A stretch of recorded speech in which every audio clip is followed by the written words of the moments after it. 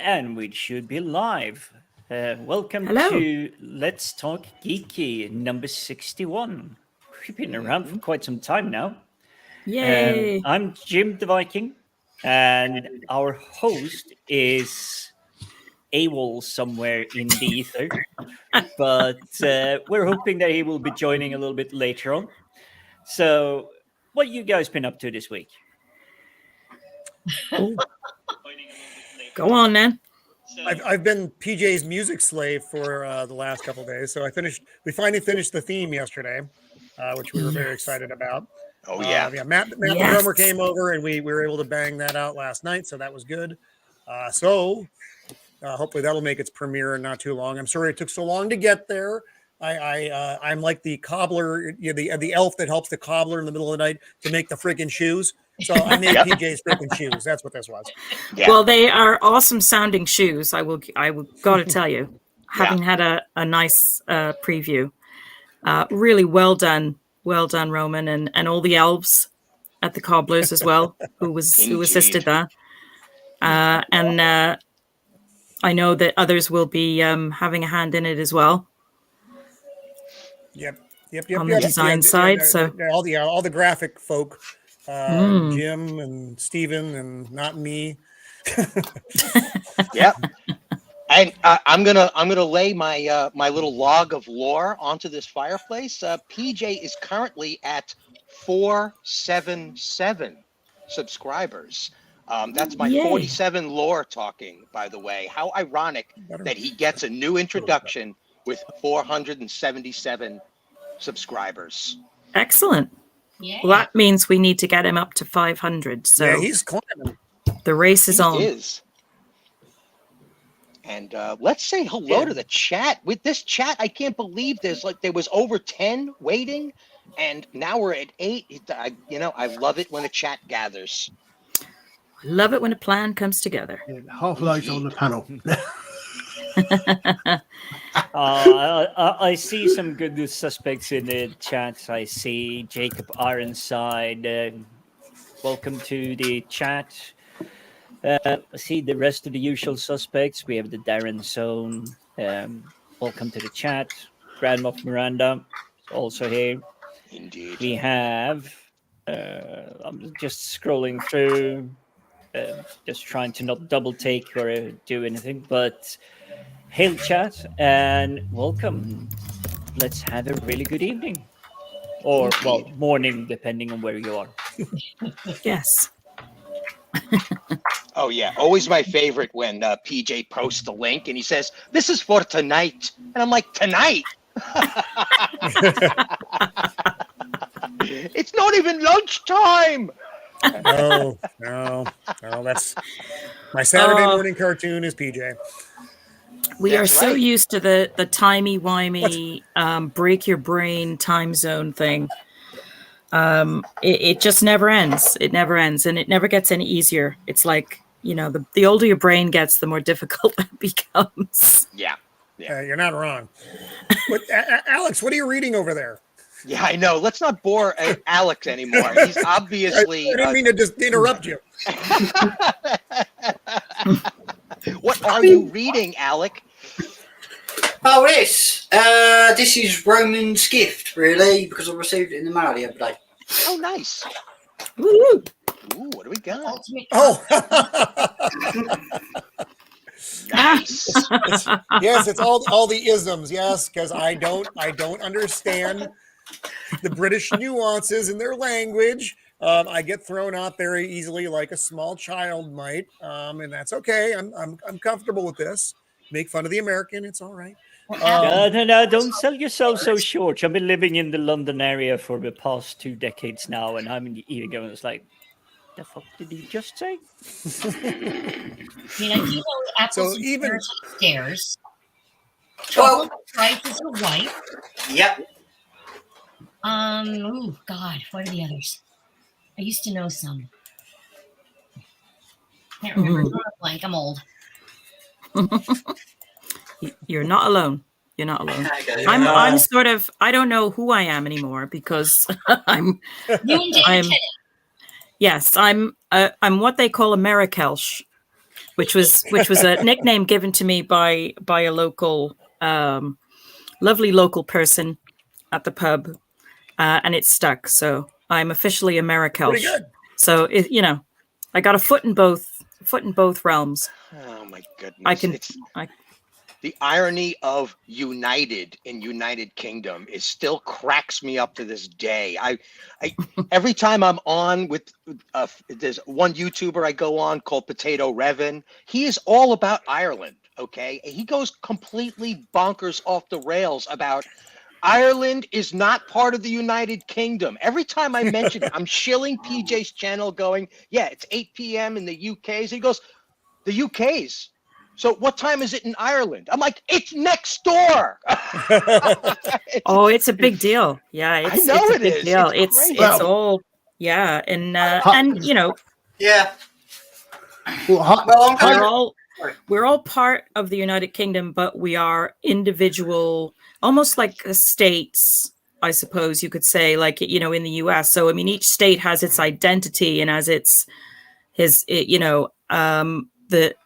we're like little countries, really, within the United Kingdom. So, Wales has this wonderful, rich cultural history and identity. Ireland, obviously, we've got North and South, Scotland, England. So there's so much to know that, I knew maybe a little bit more because my dad was the son of 2 English parents who had emigrated to the United States back in the 1900s, 1910.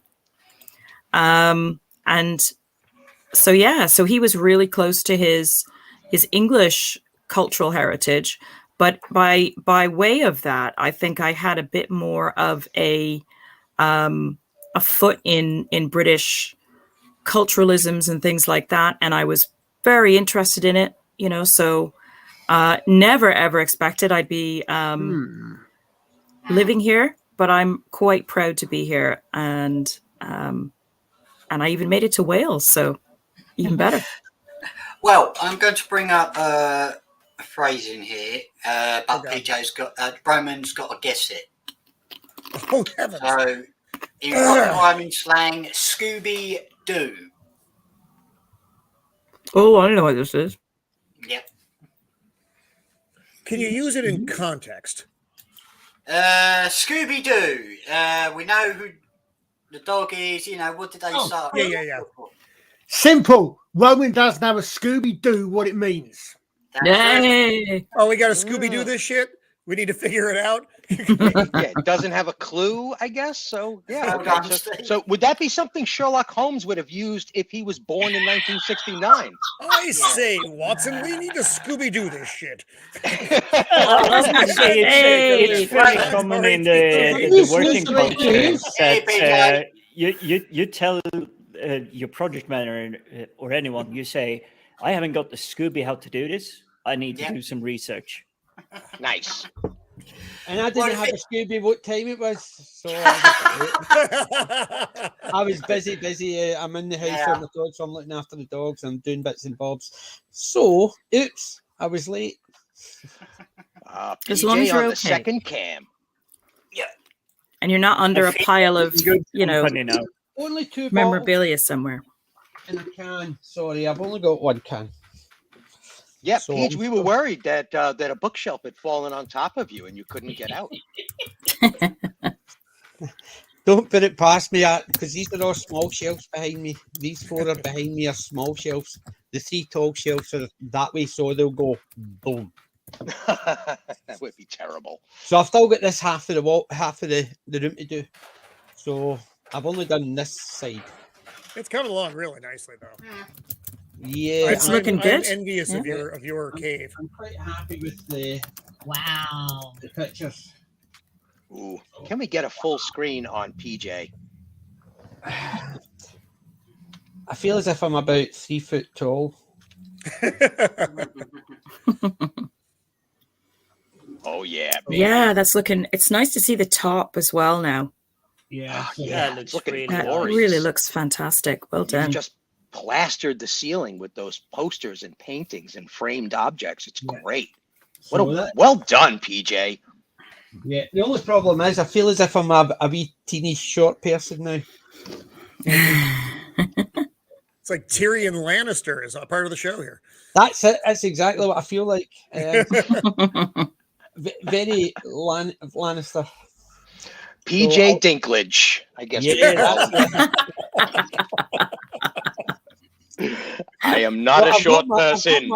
I've got my other camera on, so I can actually look at it. So I can actually flick to that camera, which is just my ugly mug, but it's not quite the same. So I like showing.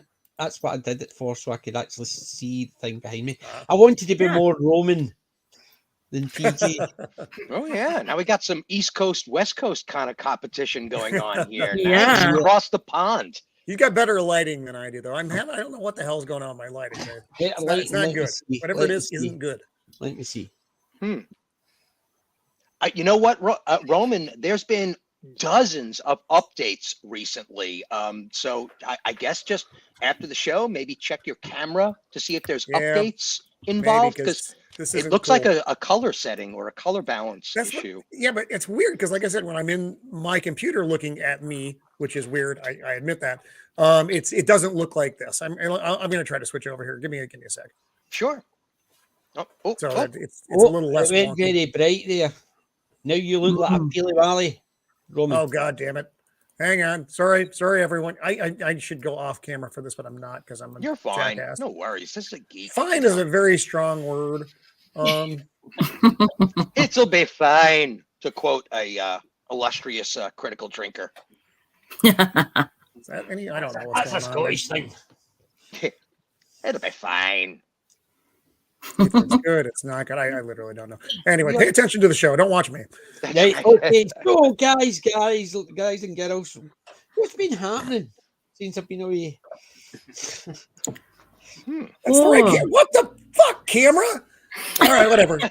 I literally don't know what happened. I don't know what happened. I thought I switched cameras. That's still the same camera. Whatever. That sounded like me when the spider landed on the microphone. Yeah. It's like now I got this light on me that I wouldn't have put there, and I feel like I gotta talk amongst yourselves. I'm gonna mute. Talk amongst yourselves. Is that the? There you go. Is that a dog bed? What the heck? No, that's the chair where the dog's Oh, sitting. is that buddy? Do you want to see the new dogs? You got new dogs? No, but they just got a shave, so they. Oh yes, it's like a new dog every time you take them to the groomer. Wow. It is. Oh. Mr. Jealous, yeah.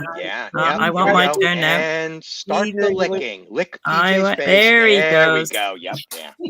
Now we know who it is. Yep. Exactly. That's the only way to identify the two of them in my case. Yeah. One of them likes me. The other one just puts up with me. That's kind of like the rest of us, PJ. Yes, but the problem is one of them likes me. Well, PJ, if you were to hold me on your lap, I would lick your face too. So No, there this you got go. so weird so fast. Getting weird. I was trained by the Flaccid Phoenix boys, so I haven't had enough JG for that, so TMI. give me time. Oh my gosh. So yeah, it's been that kind of a week. It's like It has. work was weird. Everything's been weird. The whole world is weird. And it's like, I'm just glad it's Saturday and we're all hanging out. I was looking forward to this. It's like, Been looking forward to this Saturday for the last couple of weeks. Been away. I was on holiday and I was ill on the first weekend. Thankfully, it wasn't the second weekend, but I was ill the first weekend. Couldn't even enjoy a whiskey tasting at the brewery. Why? I was ill. Oh, because you were ill. Oh no! Oh, PJ. That blows.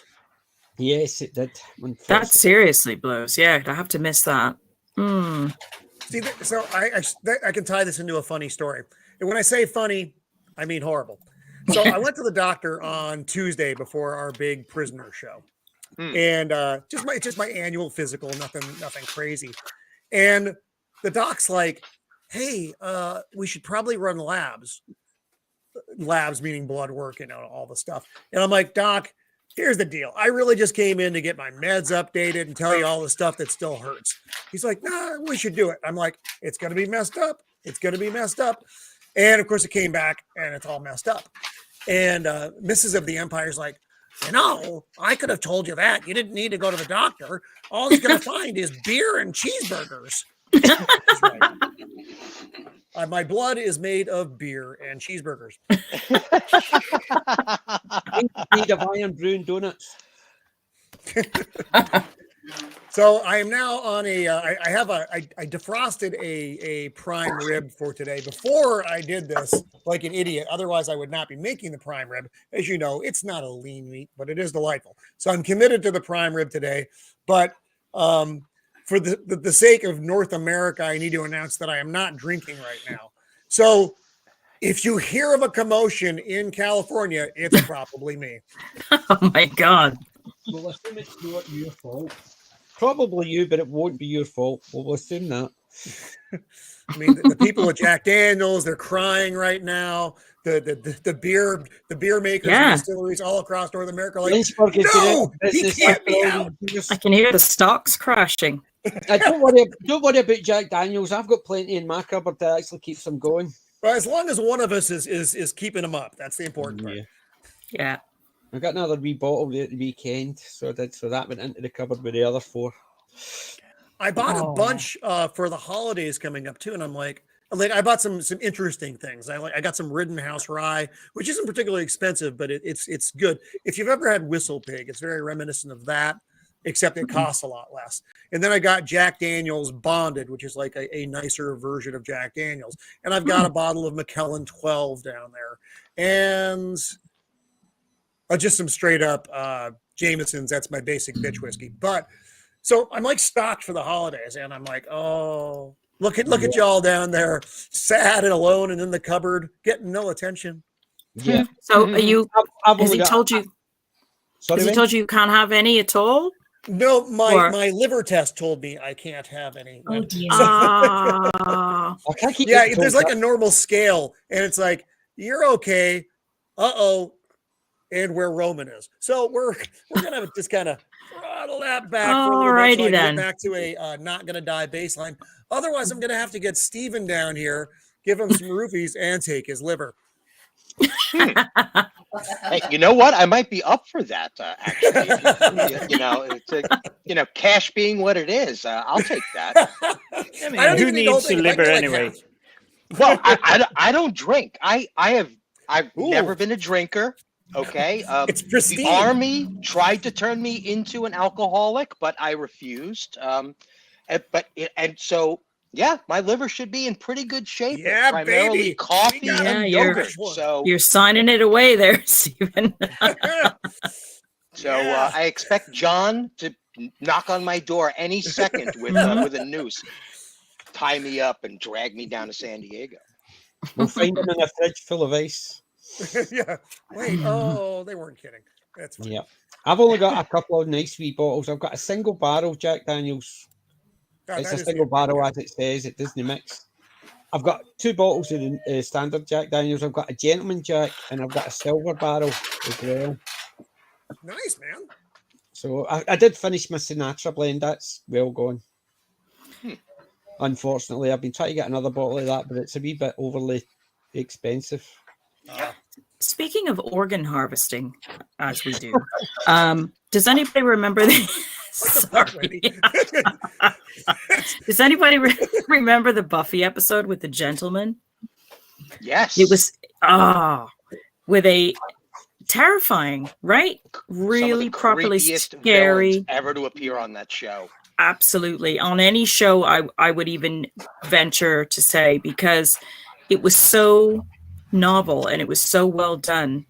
And that's what they did. They sort of they made you mute so you couldn't scream, and then they kind of harvested your organs. So they were not fun to have over. Yeah. You know, the pantheon of Buffy villains throughout the entire run of the show is epic.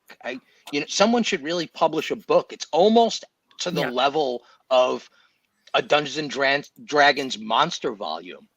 There are so many villains created just for that show, or derivative of some more ancient creature that Wheaton just decided to, bring to the Buffyverse. And he does it so well. I mean, God, I remember one on Angel where this demon that is allegedly thousands of years old, he was just like, you know what? I've never liked any of the ages of humanity, but I come to the 20th century and you guys have Thai food and I just can't get enough of it. It was tears just rolling down my face. It was so good. It was pure genius writing, wasn't it? Oh, so good. That man can do no wrong. Him and Robert Downey Jr., I said it a long time ago, long before he became Iron Man. I'm like, I don't care what this guy wants to do in his spare time. He's too brilliant an actor to allow to not be on screen. When he reappeared in Ally McBeal, I'm like, this man's a freaking genius. Yeah. He's so natural. He's just so natural. Did you see him hosting or not hosting? He presented at the Rock and Roll Hall of Fame for Duran Duran. Wow, did he? No one else saw this. Am I the only weird music creep? I know PJ doesn't like music. He doesn't like things that are dark. He doesn't like music. He doesn't like noises that are too loud. I'm not sure about his confection taste. But anyway, so RDJ was presented for Duran Duran, which is one of your bands. That's you people. He didn't look good. Not going to lie. For some reason, he's going with a shaved head look right now. No offense to the shaved head members of the panel. But it made him look like, because he's about 5 or 6 years older than me and Steven are. Yeah. But brother looks like he was like a lot older. And he's not all like, because he was very fit when he was doing the Iron Man stuff. And it's just he looked smaller now. And I feel he was wearing a lime orange suit, which did not help RDJ. I'm just letting you know it's not your color. But I thought it was interesting. One, I love Duran Duran. I'm actually this got me into like a side tangent, and I apologize for that. I'm collecting all of their vinyl right now. I have one more. I'm not some of their newer stuff. In fact, most of their newer stuff I didn't get. But so I don't even know, why did this happen?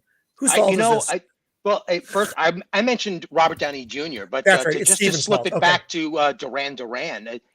The ladies that I went to high school with, they were just continuously gushing over those boys. I mean, those guys were epic crushes for the young ladies of the 80s, and they knew it, of course, too. There was just no doubt. And each one of them had a specific band member, and nobody was allowed to crush on them, not in front of her. This was her man, the 80s. Duran Duran brought it, man. They really, really brought it. And you know what? No surprise that Robert Downey Jr. is looking a little gaunt. He's got very low fat on his body. He's a very slim man, and he just stopped dyeing his hair. He was dyeing his hair all the way through the Iron Man run. We did, yeah, because he's like gray, and gray on pale skull. I mean, I'm gray as well, but I'm not. It looks very Grand Moff Tarkin, according to someone on the stream the other day. Nice. That would be it. Also, Robert Downey, sex and drugs and rock and roll will do that to somebody. Oh yeah. But he's been clean for a really long time, and like I said, during the Iron Man era, he was very fit. He's doing the yoga thing and all that. So I just thought it was weird. I guess I shouldn't find it weird. Everybody's getting older. My liver is getting older. It's at least 10 years older than I am at this point. See, I'm okay. My liver's very well preserved. It's been dipped in alcohol since I was 16. Nice. Here's a quiz for you. What have Duran and the band T'Pau got in common? And everybody which band? T'Pau. T'Pau. Everybody. Both of them are named after a fantasy character. Good, exactly. Anybody not get that one? Actually, I knew that. I actually knew that one. That's not something weird British. I knew that. Considering I don't listen to music, I knew. Follow-up question: which two IPs were the characters from? Barbarella and Star Trek. Correct. The Mundo. Wow. That was the best thing that came out of Barbarella was the name Duran Duran for that band. Well, that and No, that beautiful angel Barbarella character. herself. Oh, I cannot stand Jane Fonda for a myriad of reasons I won't go into. Oh no. Basically, Hanoi Jane. Well, I don't really care what she now looks like. Jane Fonda being the hippie, dippy, treasonous type of person. Yes, I can understand that. But the look of Barbarella herself. My late father liked Barbarella, and he was a science fiction fan. So There's been a few I got nothing. fans called after me because there was one called the Fink Brothers. That was two of the guys from Madness, and that's from the That's from 2018. Thompson twins. Thompson twins from Tintin. Tintin, yeah. Yeah. Tintin. My son has a very eerie resemblance to Tintin, and it freaks me out a little bit because sometimes I feel like I'm the old captain.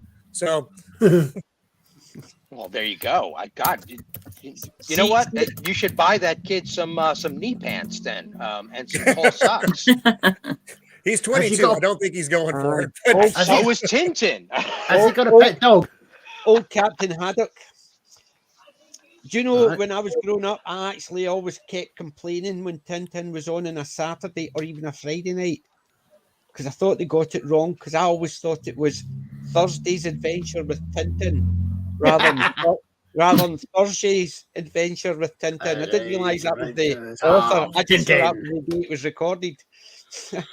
So when it was saying Thursday's Adventures of Tintin, I'm sitting there thinking, this is Friday. Why is it saying Thursday?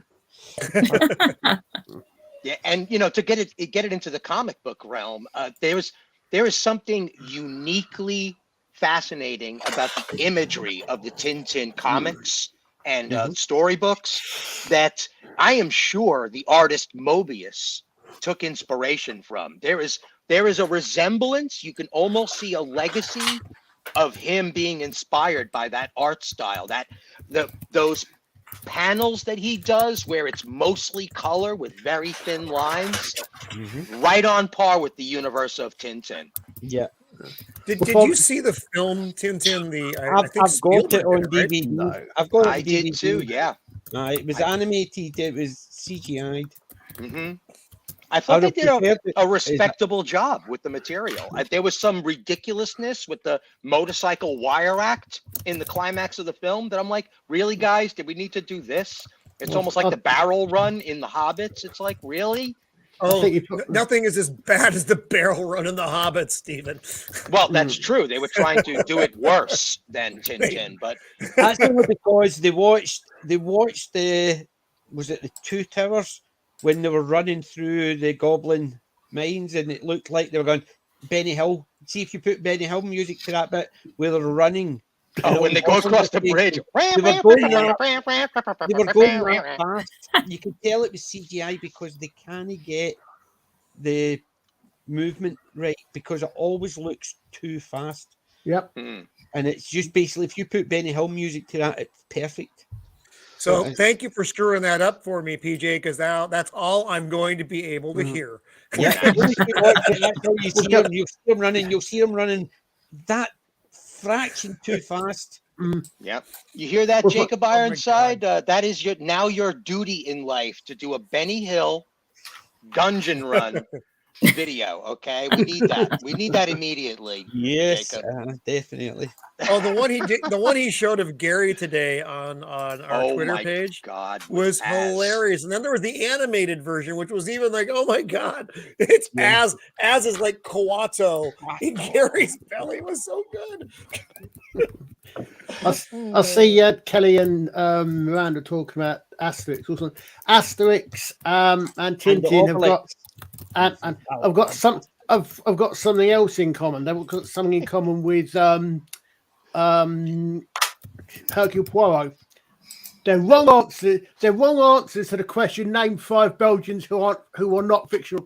Name five famous Belgians who are not fictional characters. Because no one ever can. Chocolate. That's not a character.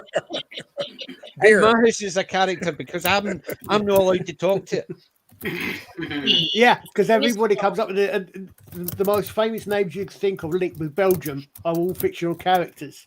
Yeah. Because that's Well, the king and queen. Asterix and Obelix. Queen's not even Belgian. The king is. Yeah. And Poirot are usually the ones that most people think of when you say name famous Belgians. You then say, okay, now name ones that aren't fictional characters. So, are both of the authors of Asterix? Are they both Belgian? I think they are. Yes. But Asterix certainly is from I believe that part of Gaul, which is now called Belgium, the Belgicae. Because I've Isn't got Van Damme Dutch? Well, 'cause I know, the muscles from Brussels. Asterix et les Gaules Oh yeah, true. takes place in Brittany. Yes, They take- basically it's true. it's the Gaul. It's Asterix of Gaul. Yes, and it's the Roman invasion of Britain. I've Yeah, got they're in my Brittany. actually, Because in the front of each book, they Yes, show it's true. up God, the corner of France. They're in Brittany. I've got the You might be mirror right though, up actually. somewhere. I've Well, got my Asterix in my mirror. According to Google, we've got Audrey Hepburn as a famous Belgian. Yes, and she's not fictional. And ironically, Charles V as well. Also Belgian. Interesting. Which Charles the Fifth? There's Charles V of France. Oh, right. Let me expand. Let me see if there's a. Oh Lord, we're going deep. We're going deep. Okay, I would curse, but I'm not Roman, so go away, cookies. Stop bothering me, cookies. I would cookies. still say that the statement Not stands chocolate chip. because men Chocolate chip. name a Belgian off the top of your head. Don't Okay, go it's googling it. I mean, Emperor Charles V of Gwent from the Gwent. 1500s. Gwent. Gwent. Yeah. Gwent. Somebody say Gwent. Gwent. I think you mean Ghent. G-H-E-N-T? Yeah, Ghent. Ghent. Ghent is Ah, in right, Belgium. okay. Gwent is in Wales. Correct, Amundo. The Yeah. 1500s. It's one of Now, Colin's people. just gets deeper For, and for, deeper. for me, That's it's the card game in The Witcher. Let's see. Matilda of Flanders this- was Belgian. There's a well, there was a famous-ish poem called "How They Took the News from Ghent to Aix," which is G-H-E-N-T to A-I-X, and I can never remember what it's about, but I'm pretty certain it's a medieval or slightly out of post-medieval message poem or something. What I got on. Yeah, because Flanders would be what is now, I think, part Belgium and part Holland, I think. Yeah. Yeah, Well, And I'm- Philippa of what? Edward III's wife. Philippa of, I can't pronounce it. Hainaut? Hainaut. there's also I'll be seeing her Gerardus- tomorrow. Catherine Gerardus the Stewart, Mercator. Belgian. He was a famous globalist, and I mean that in a cartography sort of sense. He was world famous for making globes back in 1512. But okay, fine. It was only an old joke anyway. But more to the point, how many people, honestly, do you think genuinely would come up with those people if you mentioned Nobody. Belgium? I'm to be quite honest, these days I don't know. But well, for starters, I've got a feeling that actually Belgium's another very new country. Well, I'm ashamed to admit it, but a lot of the history that I've learned, shall we say, over the last maybe 10, 12 years, it's actually coming from a video game from Sid Meier called Civilization. And you get to play as certain characters that were famous throughout history. And I'm trying to remember correctly, but I believe it's Morgan Freeman that is narrating the introduction to choosing to play as this leader, Gandhi of the Indians, or Hiawatha of the Indians in North America, all of that. But I'm trying to find, and I can't find it yet, but it doesn't seem to be a great inspirational Belgium leader that has made it into the game.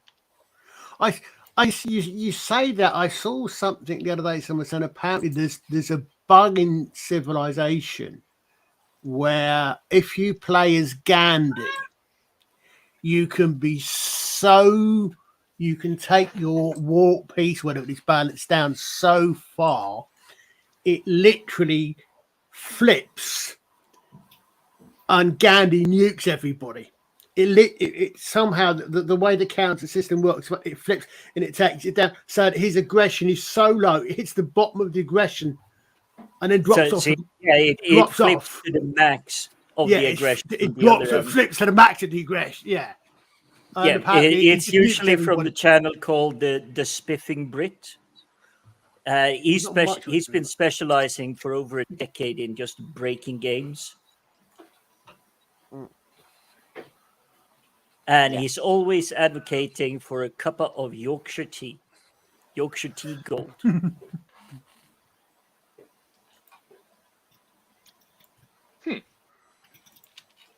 Yeah, I can't remember.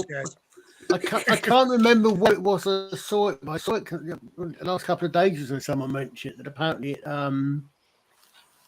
actually does that. They're like, called the nuclear. Yep. Colin cut out. Colin, you keep cutting it. 15. I wonder what it went suddenly. I said I think it's called the nuclear Gandhi. That bug or whatever you call it. Mod. Weird. Very. So, Colin, I'm about. I watched 2 more episodes of Lucifer last night from season 5. We're at the point where Dad shows up, and it's a hoot. It's not Morgan Freeman. Watch that series. I've really enjoyed it. I know it's not comic accurate. I get that, but it's still a very fun show. And I love Tom Ellis. Love Tom Ellis. I'm about 2/3 of the way through season 3 at the moment. Okay, got it. But I've seen them all. Yeah, but I must admit, I mean, there were bits. Why don't I tag them in chat? That's weird. I've just seen that. Yeah. I don't know. But did somebody accidentally? One of those shows that had a surprise moment for me, and it was an actor that I recognized, but it's literally 2 decades apart. And like all actors do, they do grow older. They do put on a little bit of weight. They get grayer hair and everything. And I couldn't for the life of me figure out who the heck is this guy. And I was just watching episode after episode after episode. And I was like, I know this one from some other TV shows and everything. And I refused to Google it until the end of the season. And it turned out that it was Tom, who's it, Wellinger or something from Smallville. Oh, Superman. Yeah. And it just took me so long. He played a great because character. I enjoyed it. He was very good on the show. He was extremely good, but the fact that I recognized him, I couldn't tell. You're like Tom Welling. Tom Welling. Yeah. Yeah.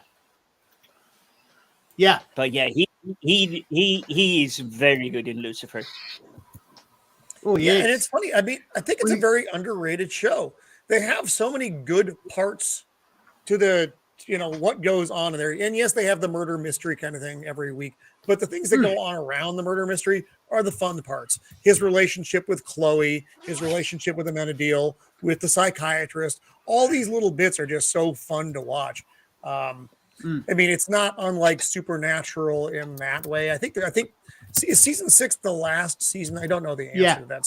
I think season 5 was supposed to finish, and then they got seasons. I think they got season 6. Okay. Because season 5 and 6, unfortunately, there were a lot of those I think were made during the woke infusion era. There were some bits in there that got somewhat wokish. Oh, good! What a treat! So I have that to look forward to.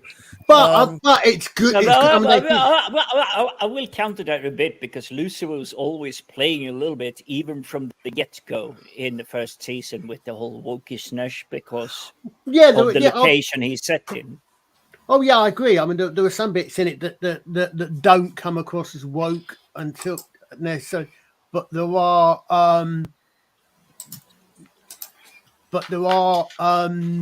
some bits that seem to come in a little bit more. That's what put me off The Rookie. I really enjoyed the first couple of seasons of The Rookie. Then about the third season went so insufferably woke in some places that I don't think I can bother catching up with season 4. I'm not sure how many seasons, because I really liked it originally.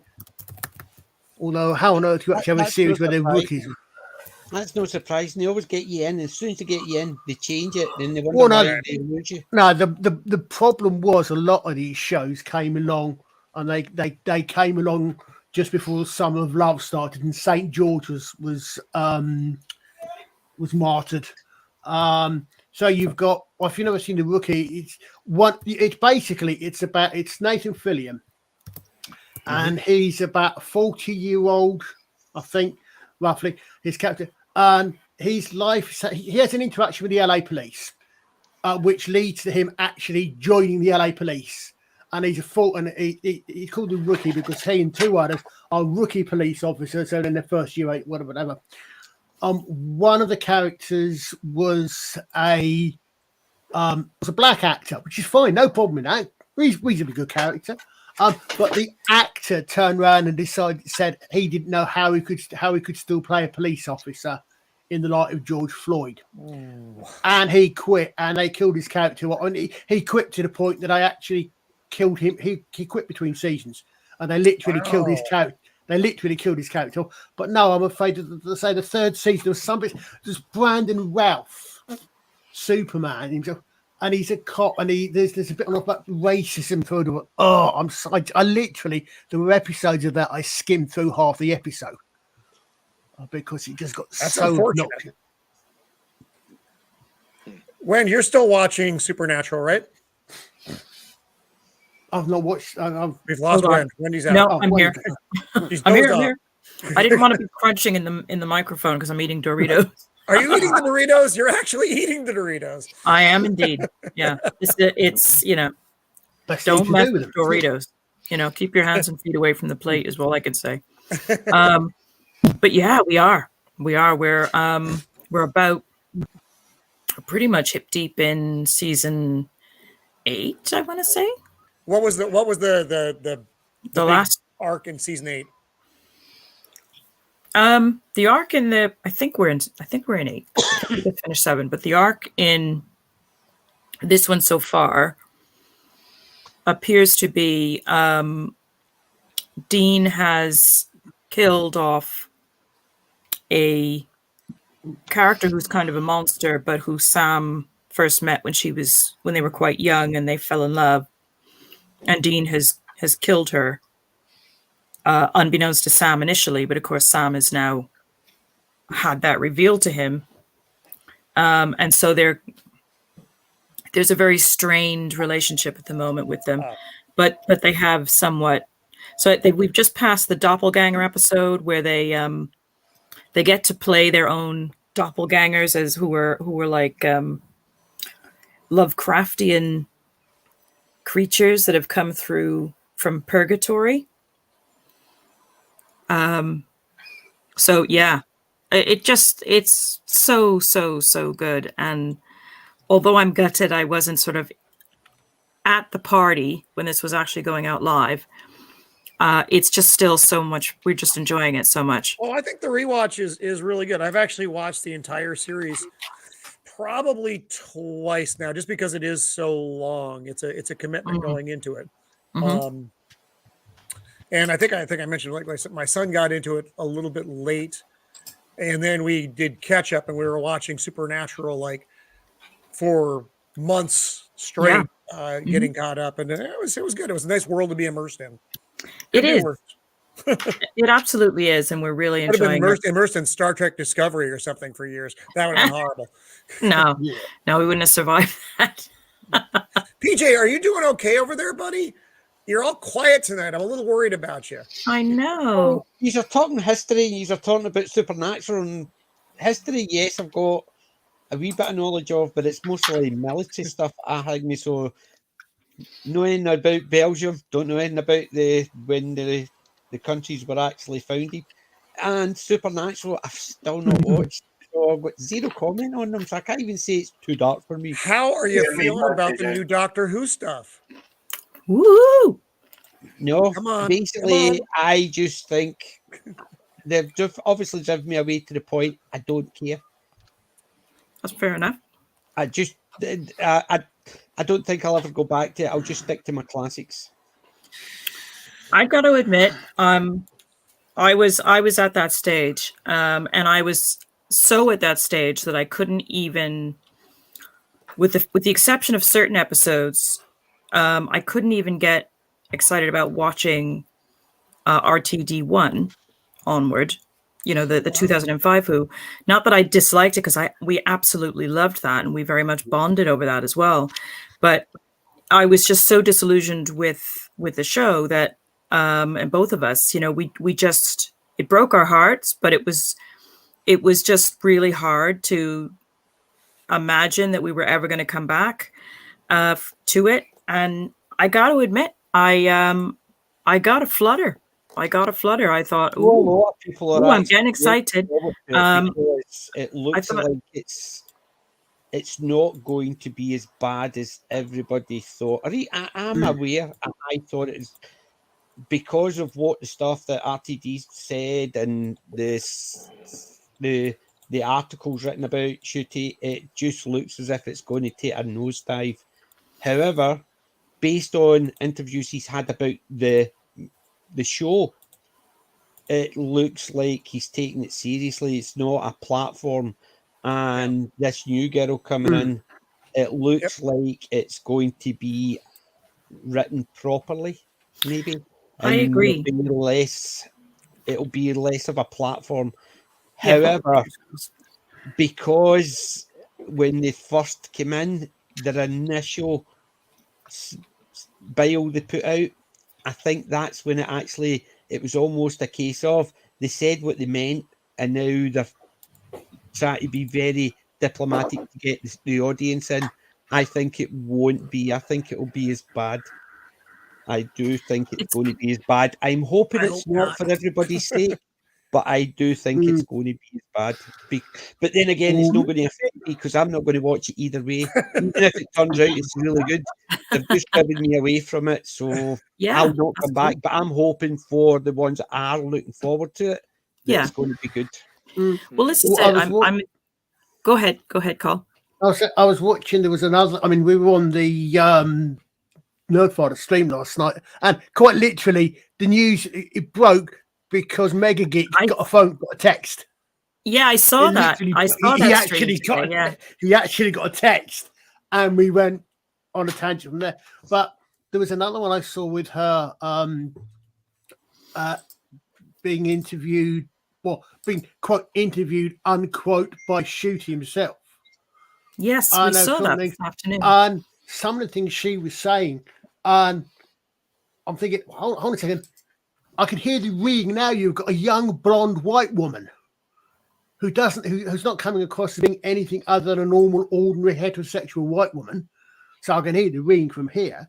But she was saying things like that, like Shooty was asking her, "What do you know about the Doctor?" And it was, he's this. He's just. I'm choosing slightly playing up to Shooty because he's just handsome man or something. But it was he this. There were no theys or anything. The only mention of Jodie at all was in. She said something when he asked. I think these questions are ones that have come up before because I'm sure I've seen him as well. But maybe I think they've asked him as well. One of them was, "Where would you like to take the TARDIS?" Yeah. And she said something about, "I'd like to about the witches," but Jodie's already done that. I thought, yeah, Jodie's already done being a wich. Yes, that's right. Ruined it. Yeah, but they did witches in the Shakespeare episode with Tennant and Martha. Well, there's a Prima. There's a missing adventure from I think either the first or the second Doctor series called The Witchfinders. Yeah, so I don't think there's anything stopping them from doing a witches episode. I mean, they're always popular episodes. Anything like that. I can see that Russell is, and I mean, this is not new news. Russell is a very, very clever man. He's a very smart guy. He knows what he's doing here. He's putting together in military fashion. He's running the whole big machine, and it's expertly crafted to bring back as many people as possible to this show. And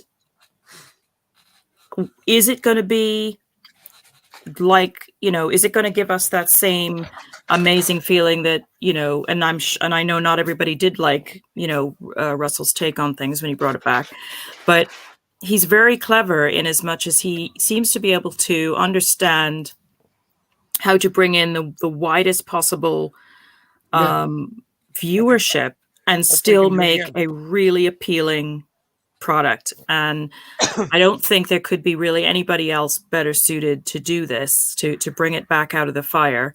And I'm not, I've had my hands burnt. We've all had our fingers burnt too many times now. I'm not going to be going into it, all, popping hearts and stars, but it's sort of, it's sort of like, okay, I'm actually, in spite of myself, I'm actually feeling a little bit excited. And I'm thinking, you know what? Screw it. The worst thing that can happen is it's going to be complete pile of crap. It's going to be woke and none of us are going to like it. But you know what? Between then and now, I'm going to, Hope is a wonderful thing. I'm going to do the hope thing. And a horrible do you know what the three things to me are the big flags? A, it's the BBC. And they've obviously been hitting hard with the agenda, with their hiring practice and what they're wanting to go down. B, they teamed up with Disney Plus. And then the third one is that interview that RTD did and going on about telling everybody how evil the government is because they're trying to get rid of the BBC, and how it basically those three things to me are actually pointing. It's almost like a big neon flag saying that's where we sort of were ready to get back off the bus again, because we got back on the bus when we heard he was back. And then we were like, oh man. And then we were ready to get back off the bus again.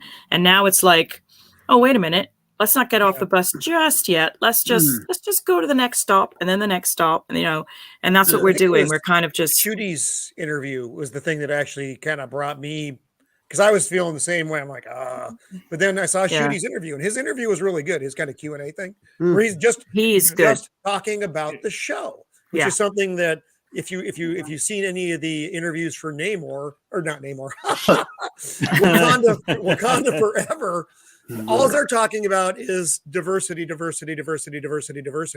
Yeah. And this in Doctor Who, and this in Doctor Who. And it was just, totally different. They're very well prepared. For me, not being the biggest Doctor Who fan, it's it's good entertainment. Don't get me wrong, it's really good entertainment. And for once I saw this guy and Shooty, whatever his name is, being really passionate, not about him being the Doctor, but about the Doctor Who universe. Yeah. So, but see, that's what I'm saying. I think what they're doing at the moment is damage control. Oh, absolutely, it's damage control. That's exactly what they're doing, because they realised right at the beginning, they opened their mouth and people just said, here we go again. And I think they've said, we need to actually do damage control. So don't tell them what's going to happen and don't tell people how we feel. But as soon as they start filming, that's when it's going to come back. That's the problem. I think when people actually say without thinking, it shows their true feelings. And then it's when they're actually trying to get an audience back, they're trying to say all the right things. You look at Rings of Power, all the stuff they tried to put out, saying about how it's going to be like this, going to be like that. It didn't. He-Man, look what they said. and it did. You look at a lot of these things. They told you how good it's going to be and how they're going to stick to the actual the books, the stories, and this, and then it completely changed because they want the audience. Once they've got the audience, they don't care as long as you watch it. And I think that's the. I think it's just a case of I've been fooled too many times, and it's just a case of it just. They could bring Tom Baker back, and I still wouldn't watch it again. That's how bad it is for me. Well, yeah, I agree. I know. I think this is why I said it's Schrodinger's Doctor Who. Until you open the box, you're not going to know if it's dead or alive. Yeah, I would actually just seal the box and basically let it die. You saw the same video I did, Miranda. Yes, I saw that about the Rani. Yes, yeah, I did see something about that. Yeah. The thing is, what gets me is I'm thinking. Hopefully, there are signs which we could read. Oh God! Whoops, we lost you a minute. He just went again there, didn't he? I had a beat with something. Sorry, God. Yeah, I think there was a lot of signs that it's going the right way, or that it could be good. The thing is, I think what I've got a theory of my own about why they're trying to why their excuses for however they arranged the thing about the clothes. Why she's regenerated into David Tennant. Well, I know why they did that. Well, you know, but I'm thinking in universe. I'm wondering if perhaps he feels, especially if the companion, if his companion is going to be Donna and Donna's daughter, whatever. Maybe because of the way he left Donna without her memories and all this, maybe he feels some guilt, and that's why he's regenerated back into the tent to fix that, perhaps. Especially because if it's going to be a short run, a three episode run, then maybe that's that will all sort of tie together, and then he's do that, gets that done, he gets that sorted, and then he goes back to. I know why they did that. Unfortunately, I know why. I've heard. Well, they did it because I've heard from someone. I've heard a couple of things. Right, first person that I heard talk about it was just all going on about. Oh, it was to do with the 60th, and I says, well, if it was to do with the 60th, why did they bring Tennant back now instead of in a year's time? So it's nothing to do with the 60th. They brought him back. What they did, they brought him back was they realised that they're about to lose the last of their audience because that's what they brought him back with the 13th, and the 13th changing to Shooty. Even doesn't matter based on the first interviews and the way they were talking and the fact that they went from a woman now to a black man, that they're thinking people have just seen total woke, it's just been off the hill. So what did they do? Bring Tennant back because that'll build the audience back up. And then when Shooty comes back on, then the audience will be there to give it a chance. The problem is at the moment they don't have an audience to give them a chance. So that's why they brought Tennant back on, to drag people back in, because David Tennant, it'll be good again. Yeah, the old bait and switch. Yes. Yeah, that's the thing. I think that if they do that, I think that if they say Tennant, good stories with Tennant, Danny Ring shooting and bringing the crap, I think that will quite literally kill it. Oh, I think you're right. I'd be the shotgun to the face. Man. Yeah, because the problem is they've seen how bad the reaction is. They've seen how badly it's done. It's done this across the planet, across the entire entertainment industry. It's gone down and down and down. Marvel and DC apparently are rebooting their gay Superman comics. These things are being rebooted left, right, and centre because the stuff. None of this is taken. So they've seen it. If they bring it back, they've got a chance to bring it back. The problem is, if they bring it back, people are going to have such high expectations. Look at also this panel here. we're going from up and down like we were bipolar. Yeah. No, Do you know the problem there, right? All these other entities you mentioned are private entities are trying to make money. The BBC don't give a toss because it's not their money. It's not their money. They're just getting paid. They're not earning it. They're giving it. So it doesn't matter if every program they put out bombs, they get the same money. So Doctor Who will just push down their agenda because it doesn't matter if they actually end up with just one person watching it. They'll still put it out because it's not they don't need to earn from it. Yeah, you know, I'm going to bring up something that I've just only recently discovered. I was on another panel and we were talking about an upcoming adaptation from anime to live action that Netflix is currently attempting to cut the legs off of an entire fan base to a show called One Piece. Okay, this is a 1,000+ episode anime series. Okay, it's got a fandom that is global with an international language base, and these people are openly furious with every single image currently coming out in regard to the live action adaptation. Okay, they're all furious across the board. Nobody is happy. And I mentioned this on a panel, and a person who is has some knowledge about the legality and the liability of, some sort of realistic case that could be developed. And he led me to the conclusion that we may actually have a precedent. And when you mention the BBC, this is a license that the entire country is paying for. And even if it's only 75% of the BBC licensed community that is furious with Doctor Who, there is actually a legal precedent because you're paying for this show. They are not.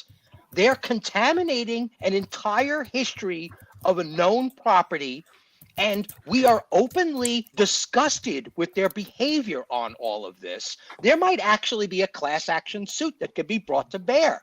This is completely unacceptable. Do you know why the BBC was set up? The broadcasting it was basically so they could make programs that didn't need to make money for regions. So in effect, it didn't need to be the most popular thing that everybody wanted to see. They could make the documentaries like fishing programs. They could make documentaries about chimney sweeps and stuff like that. Things that wouldn't make money, and that's what they were there for, to make things that it's not necessarily it's niche things. So it was programs that all creatures great and small. You know what, PJ, I get you. I hear you on all of that. But the truth of the matter is if 10% they are profiting. Yes, and not only that, but they're also they're banning whole channels that are copyright infringing. So they are declaring copyright under the BBC title. So they are parenting some of their rights to this program, and yet it's not anything that they own the rights to. It's a public property because it's a public broadcast. Yep. But it's been one of those things. The BBC have always been the same. You think about it, Netflix, you don't pay your subscription fee, what happens? They cut you off. BBC, you don't pay your subscription fee, you can end up in jail. That's how nuts it is. If you one would think that the reverse would be possible then. Yeah, I mean, you can. I will also just call out the BBC TV inspectors are actually real, but they don't really have power. They can knock on your door. If you open your answer, you don't have to let them in or anything. Even though they bully you and tell you they have got every right to get into your house, even if you don't want them in. The two I've had experience with have not employed any of this nonsense. I have a feeling that they are actually watching YouTube and seeing the bad behaviors of the others. No, but I think it's a lot of them they basically do it to people who are vulnerable, who don't know. So if you stand there and you tell them, bug off, you ain't getting in, they'll, but if a wee old woman answers the door, they basically say, oh, it's against the law, you need to let us in. Oh, really? I'll buy into that. I'm short for a Viking, 5'10", with heels. Aren't you a little short heels. for a Viking? Exactly. Well, I That's went why to he needs to return wear a some helmet with jeans horns on it to. for the height. Yeah, I went to my return God. some jeans to Sports Direct, which is basically just sports/fashion outlet here in UK. And I was in no means threatening or anything, but just halfway through, suddenly the manager of the shop, 4 security guards, 3 assistants, they literally just locked the cash checkpoints with people standing in queue waiting to actually be able to buy stuff, to just surround me and just goes like, oh no, you're getting out of here, you can't have your return. So are we going to just Wow. walk by the bit that Jim just admitted to wearing high heels? Yeah, I was going Yeah, to get no. back to that, Colin. Don't you worry your pretty little head about that, okay?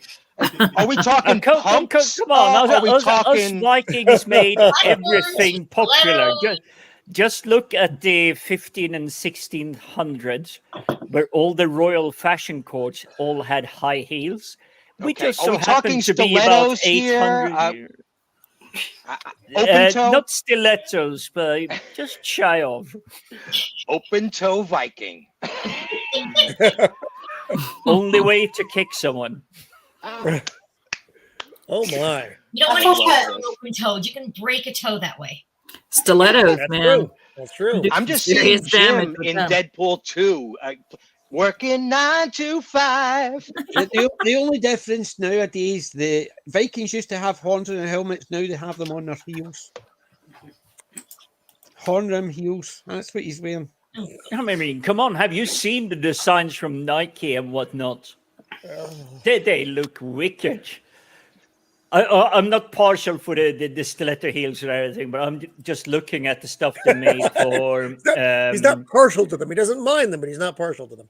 No, I mean the heels Nike released just before the lockdown at the London Comic Con. Sorry, I'm laughing at Grandma. But the heels Nike made, okay, this was like stupidly expensive. I think it was like something like £1,700 or something. I was just going, if my woman was wearing them, I would definitely make her happy for at least a month. Here. I got nothing here. Yeah, I got enough. I just had a mental image of Jim walking in full Viking dress gear at the Sports Direct. I need a pump that goes with my wooden shield. Yeah. Oh, you'd be Something, yeah, surprised where you something with a find your heel. items. Something with a heel. I'm just waiting for him to explode about a bit of horns on helmets. Oh God. Yes, and I was waiting for that when I actually said it twice, and he's not said a thing. No. I'm playing fully into the stereotype because even Viking is wrong as a word because it's an action. It's not something you are. It's an action. But It's Jim. it's become such a stereotype around the globe. Vikings have horns on their helmets, which they didn't. They had swords, which they didn't. Mm-hmm. They had beards, which most of them didn't because lice was a freaking problem back in the days. Right. You did not want hair at all if you could avoid it. Yes. Yeah, Yes, we which have is- been. We have been shown a completely led down a totally incorrect path, haven't we? Yeah, you know what? In I most- just saw most a poster adaptations. today of the new Santa Claus movie coming to Disney Plus with Tim Allen. Yeah, Oh, Yes, boy. series. Wait, he's coming That- back? he made Wow. one comment. He made one comment which is written for him, and they're already trying to get him cancelled Oh, for him. because of a comment he says in a movie that he's reading from a script. But You know what? they're I've never trying to seen get an him cancelled. advertisement for Santa Claus I was more pissed off at. I was like, how dare you, Disney Plus, after all of this nonsense of condemning the Catholics and the Christians, just how dare you even show us that it's coming to Disney Plus? You know, it's like, Oh man, Okay, boy. got to Well, admit, I have seen it. the reason they're trying to cancel him is because in the script, he says, as Santa, he says, Merry Christmas. He says, you can't even say that anymore. He said that. So it's a script that somebody's written for him. He said it, but because it's Tim Allen saying it, Yeah. he's basically, they're trying to cancel him because of that, because of what he says in a movie that somebody wrote for him. I've got to say, I have seen 2 episodes of it so far. Oh, is it? It's a series. Yeah. How is it? Yeah. I'm giving it time, but All right. it's how can it be? It's just the way the story is at the moment. It was like there was a few brief mentions in this meeting with the elves, and you just think, are they? What are they actually trying to show here? The story is he's trying to he's got to go into retirement. Of course. And find a successor, and the successor is supposed to be Cole Penn. Who? Cole Penn. No. You know, one that goes to White Castle. Huh? White Castle's a restaurant chain here. Yeah, I've been living under a rock for a couple of millennia, so you're going to have to clue me in on that one. Yeah. Look, Cole Penn. Yes. I'm trying to remember. Yes. He keeps saying a word. I don't know what it means. Is this from that book of yours? I'm going to bring up the actor's name for it. Yeah, we are Roman here, I think. We're all Roman Carol here. Penn? Are you saying Carol Penn? No. Still doesn't ring any bells. Yeah, me neither. I got nothing here. Right. I'll surely. Cal Penn, says Melvin deeply. I still don't know what a Cal Penn No, is. Sean Penn? No, I'm not familiar with that one. I've no California, Pennsylvania. Yeah, I was about to say, is that a new technical institute in Pennsylvania? Okay, I'll go bring up the. Alex is just getting pissed. I'm teasing. I'm of course teasing, Alec. You know. Oh, very funny. I've no idea who he is. But I don't know. you know, it just I know who while he's Alec talking is about. looking this up. I know who he's talking about. It's the one from Harold and Kumar. They go to White Castle. The one that plays Kumar. Oh, I did hear about that. Cal. I do know that. I'm aware it exists, but I've never seen it. Yeah, he was also in House. He played the guy who committed suicide in House. Oh dear. So he did. He was the guy who was House's intern, and eventually he had committed suicide. Okay, yeah, I haven't seen all of House. I'm aware of House. I'm more aware of House than I am of Harold. Well, I think I know what you're talking about. Is this the guy, the Hindi guy that was adopted? Yes. Oh my God. Now I finally get why Alec would even bring up such a thing. Seriously? That's where they're going? That's where they're going. Oh, Chocolate Santa? I mean, sorry, but Chocolate Santa? Really? Okay, who remembers the original film, The Santa Claus, all right? I saw it in the theater. God almighty. Yeah, that's Tim Allen's character was I've heard of it. a guy working for a toy company, right? Uh-huh. In this, Cole Penn is playing Simon Jones, who's a game inventor, product developer, and a single father. Frankly, they're trying to redo the original film. But see, the problem is as well, they screwed up because if you remember right, the original film is he accidentally got it because he knocked the Santa off the roof and killed him. And he read the card, and it basically says whoever reads this gets it. And so anybody could get it. So in effect, if Carl Penn actually drives along the road and knocks him over as he's coming out of a house, he can get it. That doesn't happen. Yeah. That's so they're rewriting how it becomes it because they say it in the movies that if you kill Santa, then you take over the role. Yeah. Like that, I remember. Well, the thing is, Tim Allen Santa did fall off the roof, but Carl Penn's character didn't come out like to replace him. It's just they're looking for a replacement for Santa, the elves are. What you mean they're not going to turn Santa into Santa S? They're actually going to play the male character. Bloody hell. I thought it was going to be Mrs. Claus. Yeah, I was going to say, yeah, how 20, good God. Yeah. How He's better and more talented than Santa. Well, at the moment, there's about 6 episodes so far. Okay. Right. So 6 episodes of the show, and they've only shown 2. On the Christmas theme, did you see that they made a? You guys remember Christmas Story, of course, when we were kids. Yeah. They've made a Christmas Story Christmas where they brought. man. It's the kid who played Peter Billingsley. It's him and the two his buddies Schwartz and Flick. It's all the same. The actors are back in this film. Peter Billingsley from Enterprise. You mean the actor from Enterprise? I don't know if he was on Enterprise. I didn't watch Was he Enterprise the that much because Doctor? it kind of sucked. Was that Peter Billingsley? Enterprise? The one that played I don't think so. Yeah. Dr. Flux? Yeah. No, different Flux. Or different. I don't know if it was him. I'm going to be honest. I didn't. Okay, no. Like I said, I just know. I know he was the little kid from the movie that we watched when we were younger. I can't remember that one. I don't think I've seen that one. No, I don't. You've never seen A Christmas Story. It's from your era. It's in the past. It's actually very entertaining. The leg lamp. I'm older than all of you, and it's before my time. I'm putting me down as probably the oldest one here. So Kelly. Oh, I doubt it.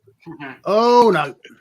Yep. I doubt it. Right, put it this way, Kelly. We're going to actually just assume it's me because I'm always putting myself as the youngest one here.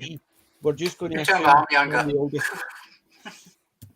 Too much of a gentleman, and I've got three sisters, 3 daughters, and I know when to shut my mouth around women. Kelly and I had a double act as grandma and granddad in quite a few chats. Did we not? Oh, yeah. Yeah, I'll stick to old Grandpa Tiny.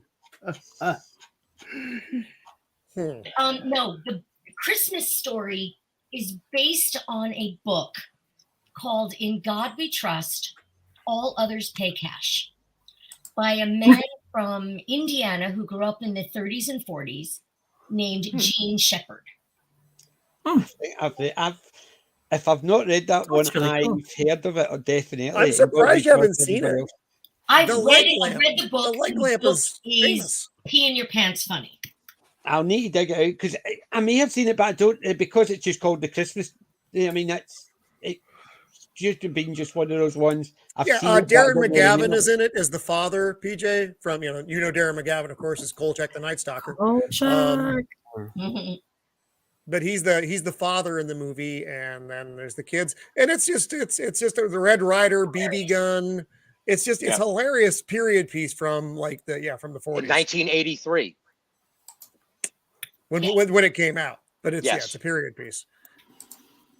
And this in the new movie is them all grown up. So I'm curious to see it. But it's definitely worth viewing. The dad's battle with the furnace in the basement is legendary. It's just called Christmas Story. It's called A Christmas Story.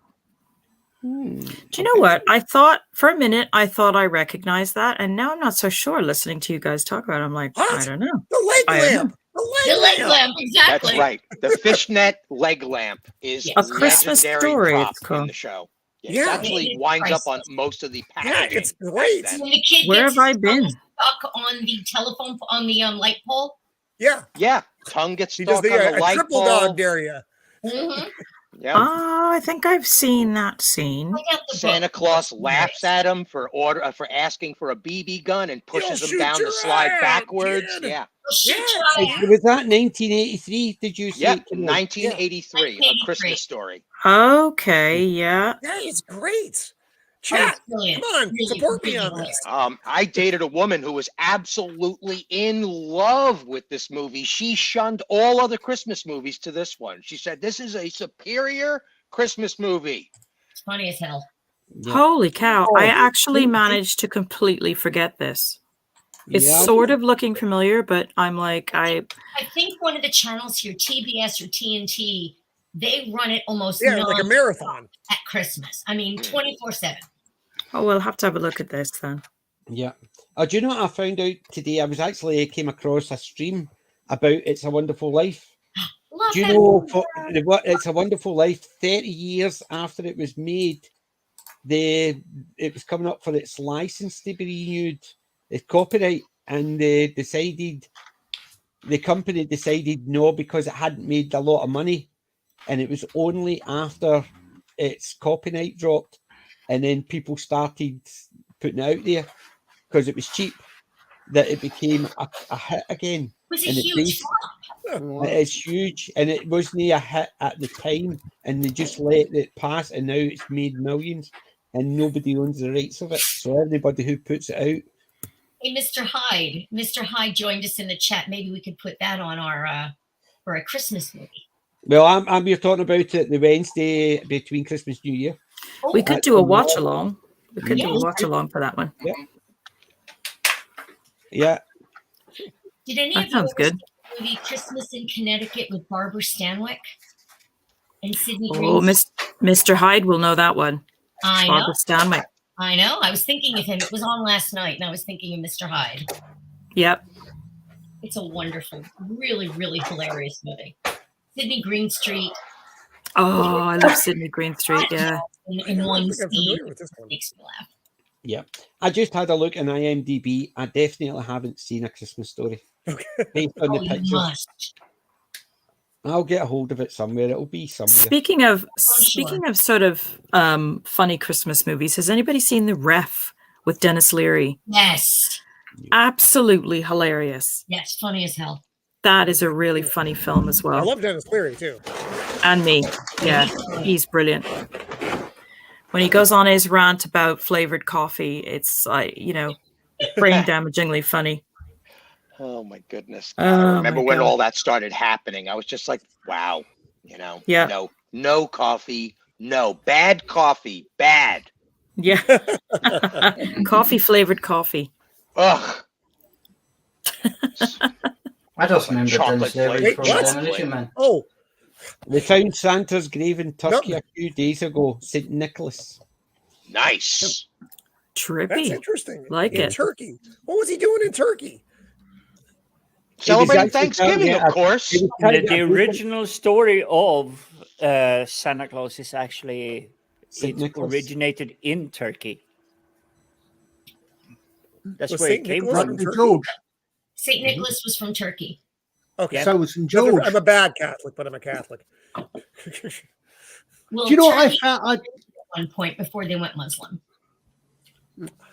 I found something really weird years ago. I suddenly, oddly enough, my primary school was St. Nicholas. File I 13. went- Dutch is a great Christmas movie, so it is. Dutch is superb. I went to a St. Nicholas. The thing I found really something struck me suddenly when I was doing a local library mobile library a few years ago. Oddly enough, most, not all, but a large number of schools which are named for saints, certainly in the UK, are Church of England. A lot of Catholic primary schools tend to be things like Holy Family, things like this, at least what I think. But there are no Protestant saints because only the Catholic Church canonizes people. Right. Yeah, when I was at school, a couple of my friends used to go to the Jude, St. Jude's. Yeah, Mhm. but the Protestant Church doesn't actually make saints. The Jude. Hmm. Can't remember if it was St. Jude or whatever it is, but everybody just called it the Jude. As you Yeah. do. I remember when St. Jude, I think. I remember when the Catholic Church finally got off its butt, right around the same time that Mila Jovovich was played Joan of Arc. They had just, at that point in time, right around the time that movie came out, they had just canonized Joan as a saint. No, she was canonized in the 1920s.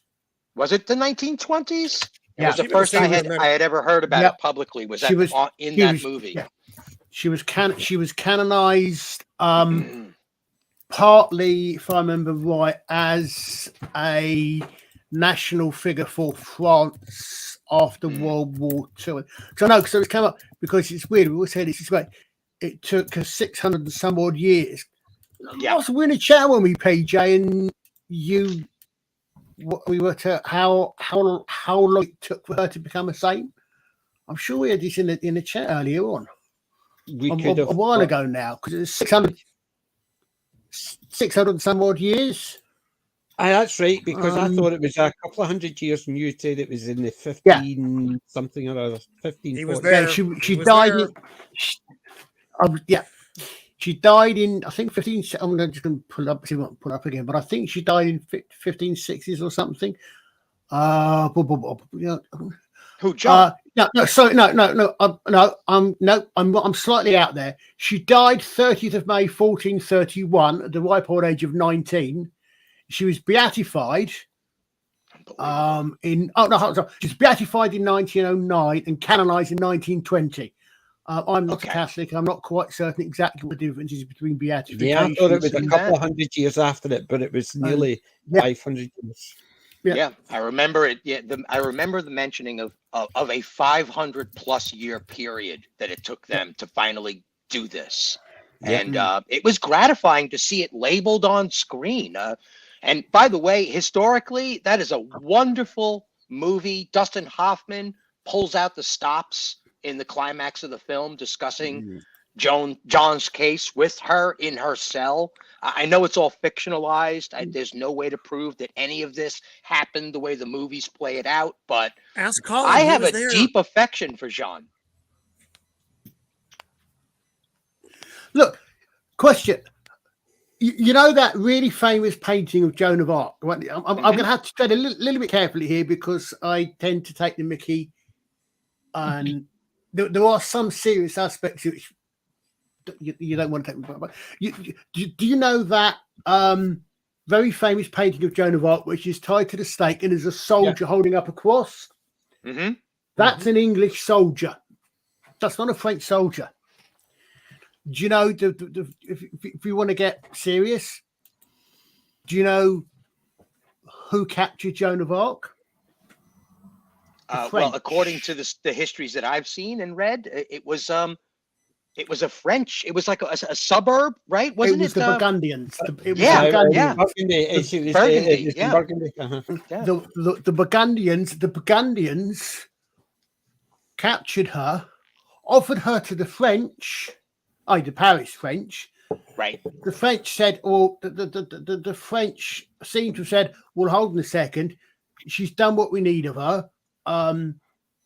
If we have her back, she's gonna be more famous than the Dauphin, and we don't want that. She's more used to us as a martyr. So they didn't. So the Burgundians then sold her to the English. And yes, we did execute her. Yep. Although there's we must remember it's for the times, but no. And then 20 odd years later, when we're sort of, if we're honest about it, we're losing the war. In fact, the Burgundians changed sides. The Burgundians are now allies with the French, so the French started downplaying which is why their part's downplayed. Right. We get a bad rap. Yes, we killed her, but as I said, it was an English soldier who supposedly holding up that cross for her to kiss when she was executed. Yeah, and it was a while back. I think I mentioned I had seen the Ingrid Bergman version of this film, and they make no bones about it that the person holding up that cross is an English soldier who is crying because he's fearing the relation to God and the faith of England, that they may be doing something terribly theologically wrong here, that he was listening to her in court, looking at her trials and tribulations in the cell they were holding her in, and he was deeply moved. He's like, I think we might be making a grave mistake here, fellas. That character, she's a contemporary of all of the saints. I mean, this is almost in real time. It might as well have been happening in real time in the modern world as far as history is concerned. as with so many things in that period and earlier on, it's a lot more complicated than people make out these Oh, days. of course. Yes. Yeah. It was definitely politically motivated. Yeah. They used the common tropes of she's a witch. Let's just tell the public she's a witch and call it at that, But primarily, England was just like, you know what, church? Okay, you can do your little song and dance and your little witchcraft sessions. That's all well and good. But if you don't come out with a verdict that allows her to be burned, then to hell with you. And they made no bones about that at all. They were like, she's a political prisoner. We're going to do what we want with her.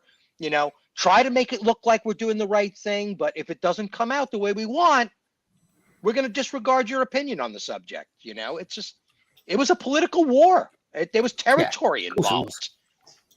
Of course. Oh, that story moves me so much. I can't even tell you. I don't know why. That's just so. Oof. 19. Yeah. I mean, the average age, I believe, of a soldier in Vietnam. Yes, also true. Famously, according to the song. Oh man. History. Nice job, guys. What? No. What? No. Say, PJ. I was going to say, you think that's young, right? We think these days we have this discussion about ages and how people are kids still young these days. 16 years old, at the age of 16, Edward III's son, Edward of Woodstock, later known as the Black Prince, won his spurs at the Battle of Crécy by going into the battle, leading a wing into the battle, and almost being killed, being saved by archers from Lancaster and Wales. And at the same age, Henry V took an arrow in the face at the Battle of Shrewsbury, which is why you only ever see one side of his face. 16 was adult. 16, if you were upper class, you were leading people in battle. Right.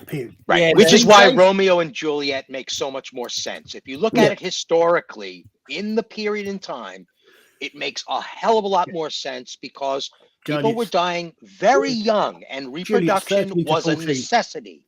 Yeah. And basically 16, if you worked on a farm, you'd already been working about 6 years. Yeah. Yep. Yeah, I mean, so, and yet people actually wait until they're 18 to get the first job. What's that, 16? Ow. These days, 16 is, 16, you now, they've had to pass a law in this country to make you want to stay in school or get a job. I'm a kid of the 70s. I had most of my formative years in the 80s. But still, I started technically working if household chores. And I'm not talking about, please empty the dishwasher machine. Right. I'm talking... You wear the dishwashing machine. No, I'm talking the technology we had where I grew up. It is you take a pot or pan with water and you put it on the stove where you have wood fire to heat it up. And then you take it to the kitchen sink so you can put some soap into it. You have the little bit of colder water so that you can not burn yourself, so to speak. I started that at the age 8. Then again, my dad was born in 32, so... he didn't have electricity until the maybe 1950s. Wow. That's what I was always brought up on. And it's we don't need a dishwasher. We have Jim. That's hysterical. Oh, different There's times. an old joke different times for sure. I'm not sure if it was a spitting image, but it's an old joke, royal family joke about where's what is it? It's someone, where's the coffee maker or something, and the answer is it's his day off. I wish I had it now. It just went for the, but I think it's something, could be something like that. Is where's the joke? Of course, they got people employed to do that. Yes, I think it may well have been a spitting image or something like that. Yeah, Kelly's comment, I'm just giggling. That's just, we were the original Wi-Fi remote control. It was called Yeah. Go Change the Channel. Yes. Oh, I have that. I even have literally the phantom memory because the TV we had 2 metal bars with 6 channels, so it was 2 like equal signs in a row by 3. So 2 columns down and a row by 3. And if you put your finger on them, the conductivity changed the channel. Wow. Oh my God. No, we're talking when Betamax was hooked up to this machine. Yeah. Okay. We had the clicker. So basically, I was the clicker. My dad say, turn it over, you go, and you go, click. So it was BBC One, BBC Two, ITV, BBC Two, BBC One. That was it, 3 channels. Right. And I was right, turn back. Now, let's see what's on the other side, the adverts on, turn it back and click. I had more exercise in that going between that than I have nowadays because it's up and down, up and down. We had a black Yeah, and we white. did. We didn't need these specialized gyms and everything. And I remember starting seeing them in the Hollywood films where that ugly shorts and ugly tank tops and everything. And it's like, oh, this is the greatest fashion ever. And I'm just going, it's like, I'm getting more than enough exercise when my dad needs to swap the channels like 10 times a minute. Yeah, and you want to talk about exercise? You guys, has anybody ever gone back and tried to turn the dial on one of those old TV sets? You needed some forearm strength. That was like ka-thunk. This might be a strange concept for our American friends, but here in United Kingdom, we have the red letter mailboxes. Yeah, we still have them here. So if you need to post something or have the postman collect it, Right, we mailboxes. Only ours are blue. Yeah, here they're red or golden if you're in a fancy town. Like I am. I've got a picture of my wife with the golden one, and it's at the birthplace of Andy Murray. I will try to get one because it's literally no more than like 5 minutes away from where I walk. But it's the strangest thing. It's a metal tube with a flap. You lift the flap, you put your letter in, and that's it. You have a notice on the tin saying this box will be collected at these dates and at these hours. So you can expect if you miss the hour, it may be next day delivery. But if you did drop it before this hour, it will be next day delivery, earliest in the morning. But across the street from my balcony, I do have one of those boxes. So every now and then when I go out for a smoke, I see people interact with them. And this must be less than 2 weeks ago, maybe 2 weeks ago. Exactly, one of these. Yeah. And there was I'm not sure if I should say girl or lady. I think you people will say girl, but I would say lady because she was definitely above 25. Mm-hmm. Right. Yeah. She walked up to one of these. 13, by the way. No. This was definitely above 20. Okay.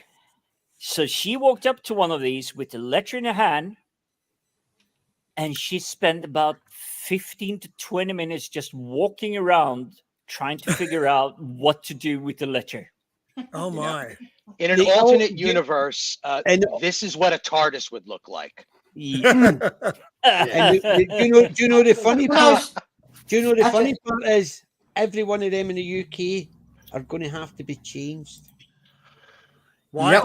Because they all say ER2. No, there's some old ones. I mean, I've seen pictures of Edward VIII ones. Yeah, but they will be replacing them because most of them will be updated. Save for there'll be one or two will be kept because there'll be maybe a petition to actually keep the ER one, but it will get changed to Charles. So it will. Speaking about little boxes, who remembers the TV show Danger Mouse? Danger Mouse. I do. I've even showcased Danger Mouse as a pick of the week that managed to get from a charity shop for 10p. Danger Mouse with Penfold. Right, here's a little story to tell you. When I was in my career days, when I was like, waiting for another package, I was on Baker Street and I looked at this letterbox and I looked down below and I went, no, seriously? Someone put a blue plaque of Danger Mouse once lived here on the bottom of the letterbox. I should have taken a photo, but it was, that made my day. Yeah. Danger Mouse, for those who don't know, was a secret agent, a mouse with like a James Bond type, and he had his Penfold, which was like, I suppose, his manservant type thing. So he's sidekick, but it was basically someone who was the thicko of the bunch, of the pair, shall we say. And it was just a mouse cartoon character, but it was still superb. It was one of those ones you rushed home from school to watch. Yeah. So, especially a great theme tune. Yeah. David Jason, the only David, David Jason, Terry Scott, wasn't it? Yeah, it was. Then didn't no. They remade it, didn't they? And I'm trying to think because they did remake it, but I didn't watch it. Oh right, yeah. Yeah, they really should make a sequel to Danger Mouse called The Prisoner, because Danger Mouse is so obviously a spin and a spin-off of Danger Man, which is what McGowan did just before The Prisoner. Yeah. So we need a mouse version of The Prisoner. They did, but they didn't call it The Prisoner. They called it Pinky and the Brain. Yeah. Right. It's not a good image. I just got it on the bottom. You can see it. There's a blue plaque right there. Oh my god. That's awesome. And this is Malcolm Street on the corner of Baker Street. So if I get a chance to go down there, I'm going to get a photo of it properly. Oh, absolutely. You got to take a photo of that. Brilliant. Wait a second, Alec, you live that close to Baker Street? That's amazing. No, Only Sherlock Holmes. It was in my courier days. Okay. Hanging around most of the time between packages. Well, I'll say this to you. If I take the speedy train into London, I'm about 30-ish minutes away from Baker Street. Yep. And I live far outside of London. Yep. I thought that was a brilliant move by fiction, that they actually placed Sherlock Holmes's house in reality like that. It was one of the things that made Marvel marvelous, was that they placed it in reality. Xavier's school has an exact street address that you could go to on a map. The building isn't there, but the location is. They did the same for They did the same for the Bruins. The Bruins was basically as a comic book, and it was in 10 Glebe Street. Glebe Street's right across the road from the Royal Infirmary, and one of my friends, it's now businesses. It's only a short street, and in effect, what they're doing, what they did now, it's just work there. So one of my friends, his office was at 8 Glebe Street.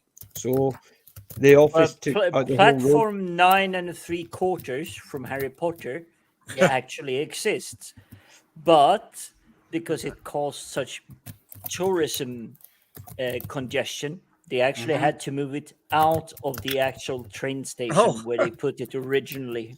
Yep, the amount of people I try and see run through that wall and keep hitting it. Wow. In the wrong station, if I remember right. Send your complaints to Rowling, okay? Just Because it's supposedly King's Cross. No, which is it? It's supposedly King's Cross, and it's actually filmed at St Pancras or vice versa. Yeah. I'm sure it's what somewhere that is.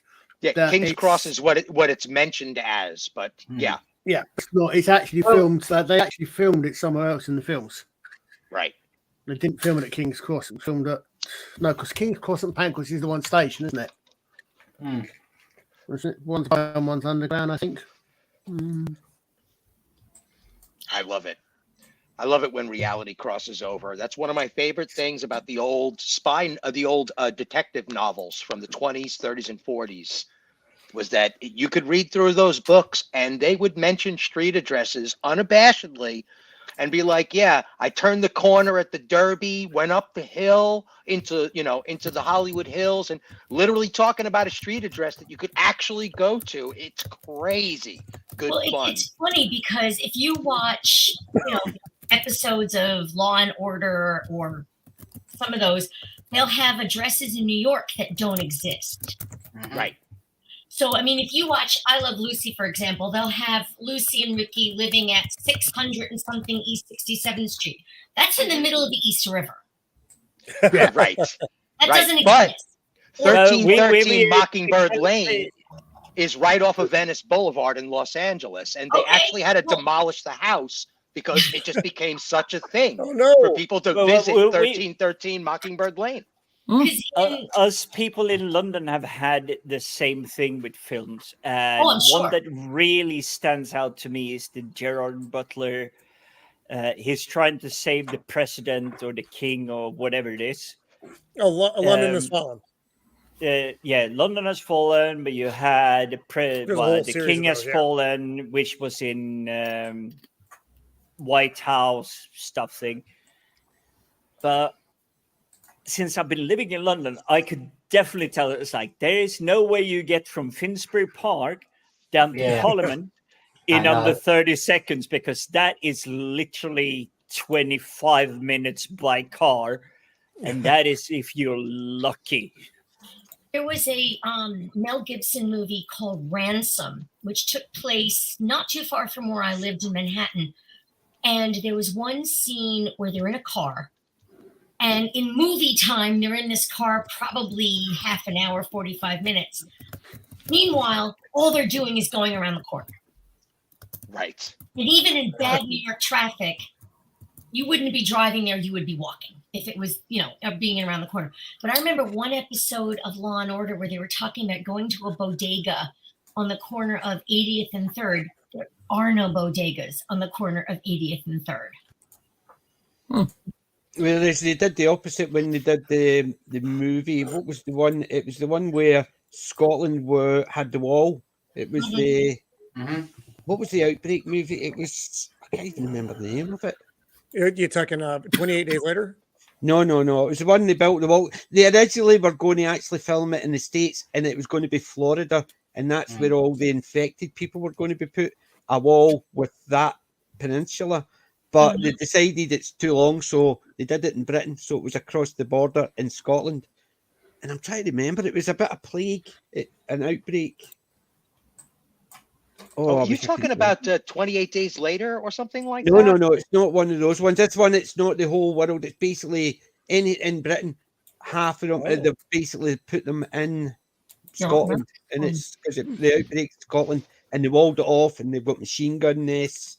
Automatic. I don't know this. I can't remember the name. I need to dig out. Oh, wait. It was meant to have started in Glasgow, and it shows you Argyle Street, and then there's a bit where they go down to the station, which is actually about 2-minute walk from where they said the outbreak started, and then they go to an old hospital. Although the hospital is actually not a hospital, but it is called. It's a Victorian hospital. It's now businesses, but it's still called the hospital. The building still got it, but they used that as the hospital because it's called that. I think Melvin's gotcha. Is this Contagion? Doomsday? It's Contagion. It might be. I'll need to dig it out because I think Melvin is saying it might be Doomsday. Directed by Neil Marshall. I'll need to dig it out, but I can't remember. Yeah. Anyway, I just want to bring up one more street. This is a Doctor Who reference. So, PJ, would you like to bring it up? Now, you probably won't recognise this, but this is a famous street from one of the Doctor Who episodes. Can anyone take a wild guess? Dinosaurs? No. Oh, Are we talking classic or Classic. that's why I thought dinosaurs. Yeah. Okay. The one where the Great Fire of London breaks out, Pudding Lane. Well, it's No, not it's Tyler's not Lane, Pudding is it? No, See a it's yellow Windmill beetle. Walk. Okay. Windmill? You out of guesses? I would have actually said it was something to do with the Cybermen coming around the corner. But Is it from the original first? that's no. That's no. You're thinking about when they go down coal. The lane. Right. Now, I'm just going to say, picture these at the back here, right? Right. So if I just bring up the picture, it's the same location where the Nice. Daleks exploded. And Ah, apparently, that's underneath Waterloo Station. And the police, the fire brigade got called out because they thought there was an IRI bomb. oh God, yeah. So to say. Oh dear. Yeah, that was right around that time, yeah. I know. Someone had Wow. fun with the pyros. Wow. Yeah, Oh you my didn't go goodness. messing it. That's pirate photography right there.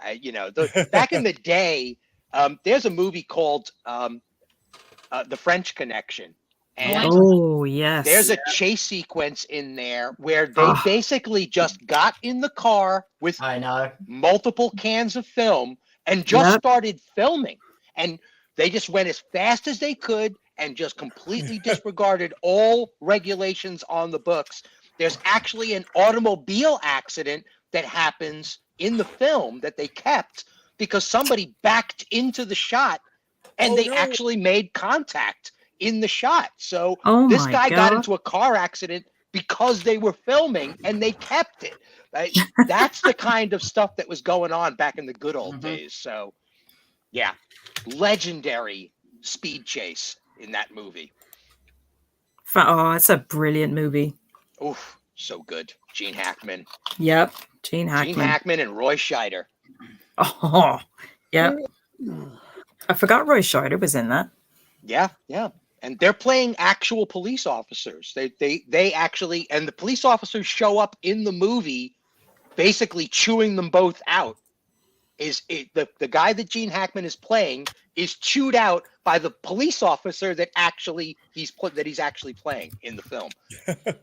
Popeye Doyle, wasn't it? Yep. Oh, right. Okay.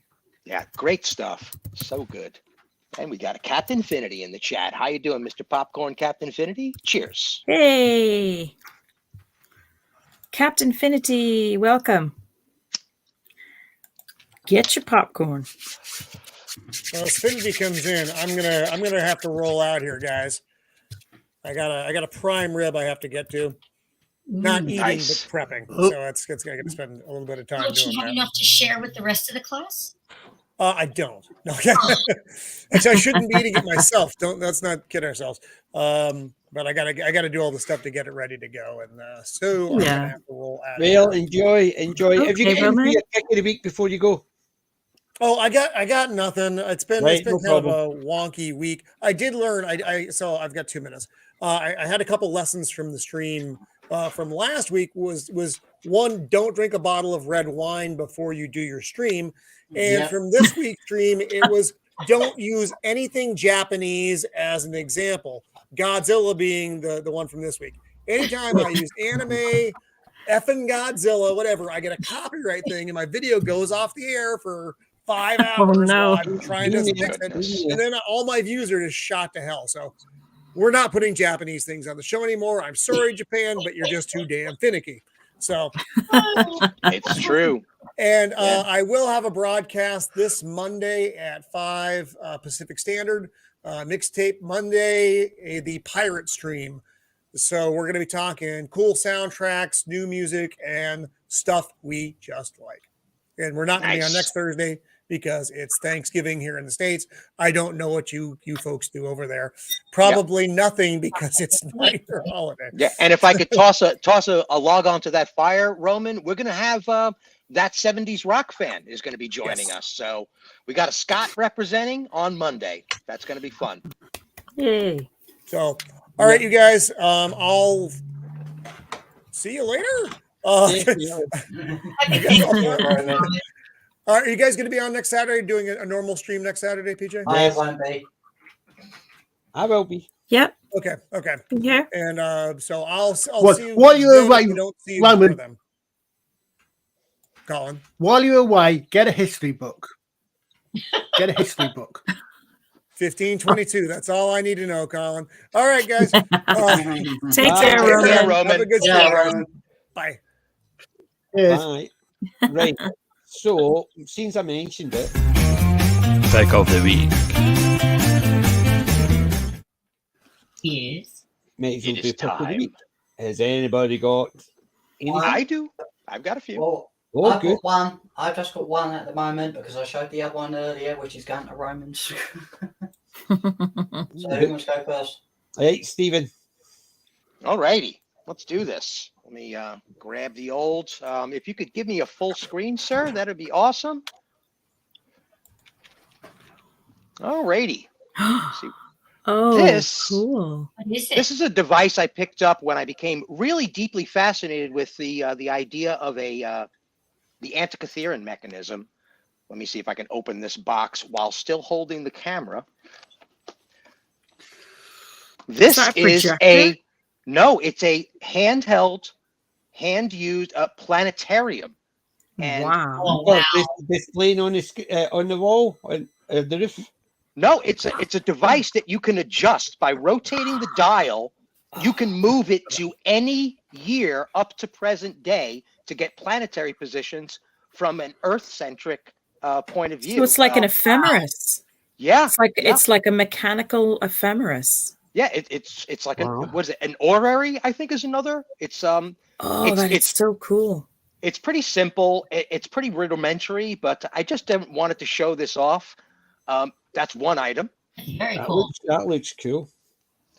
And then I've got this sucker, which I will not be opening on screen. Ooh. This is never to be open. This is Mr. September's notebook.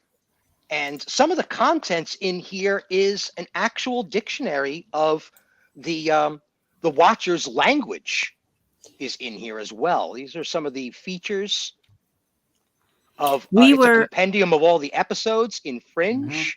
We were told so many times to watch Fringe, and we just haven't had a chance to watch it yet. But it's just the more I hear about it, it's another one on our list.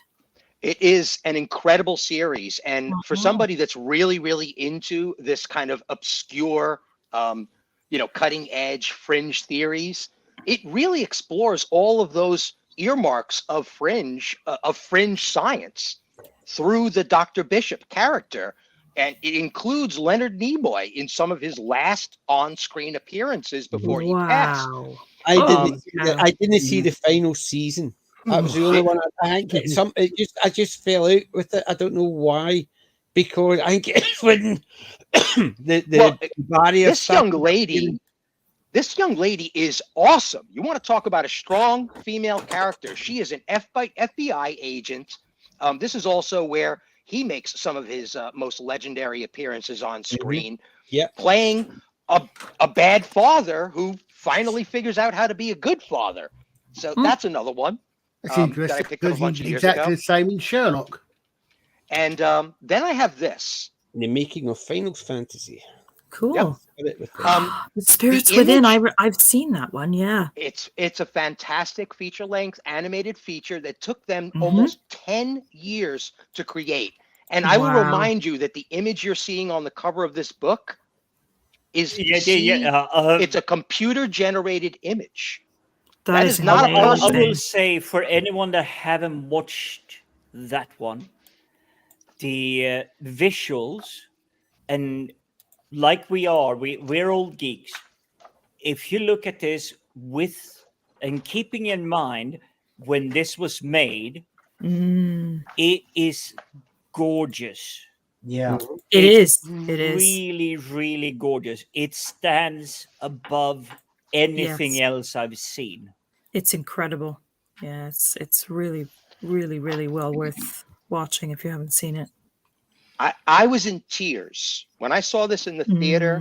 I could not believe my eyes that these characters had been generated by computer graphics. Now, to give you some perspective on when this film came out, which is why I had to possess the book, this is the summer before September 11th. This film came out.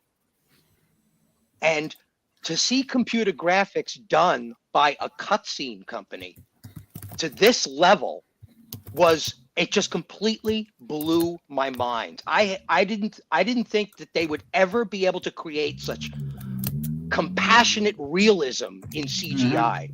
This was a tremendous breakthrough and a fully artistic rendering by the crew that created it. Just absolutely remarkable piece of cinema. It's got its issues, like most films do have their issues, but yeah, it just an incredible piece of cinematic history right there. And that's it. That's what I've got to bring to the channel today. Excellent, superb, nice one. Thank you. Right. Very cool stuff. Right, Alec, you're up next. Okay, after about 10 years, I've really had the same bed cover. Well, actually, it's been like a sleeping blanket, but now it's been replaced. Now, what I've ordered, and I think Colin think I'm a sad sod for doing this because it turned up the other day. This is part 1 of the pillowcase. Ah, fantastic! That's awesome. Oh, nice. Got the comic, but wait for it. You haven't seen the grand bedsheet. I just got to put. Check this out. If I can get it straight.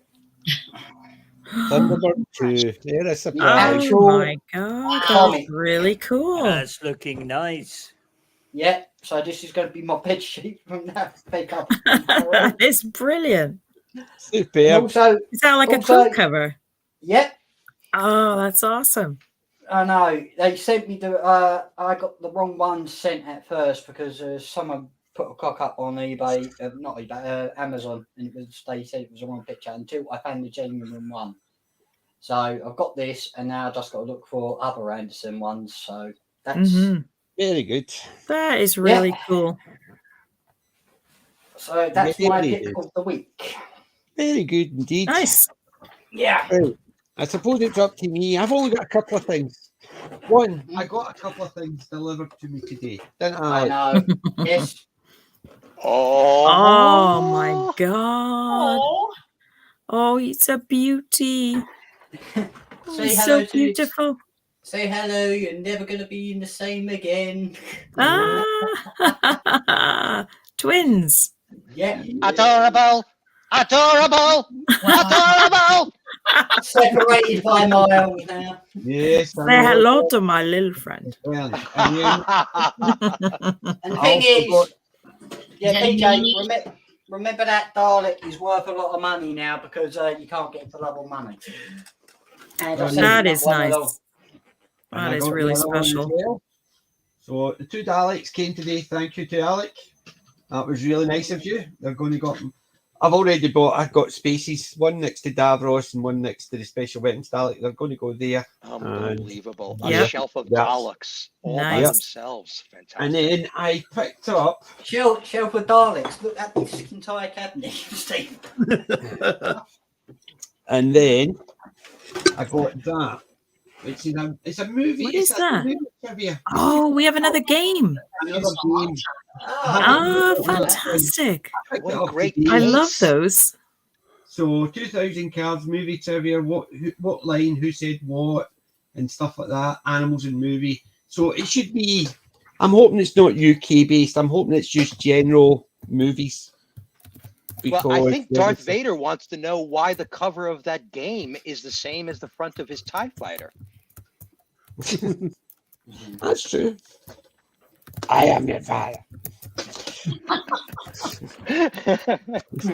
And then the rest of them are DVDs. I got some. I've heard about, but I picked up the Adjustment Bureau Blu-ray. Wow. I haven't seen that one. I don't think. Born Yep. meets Inception.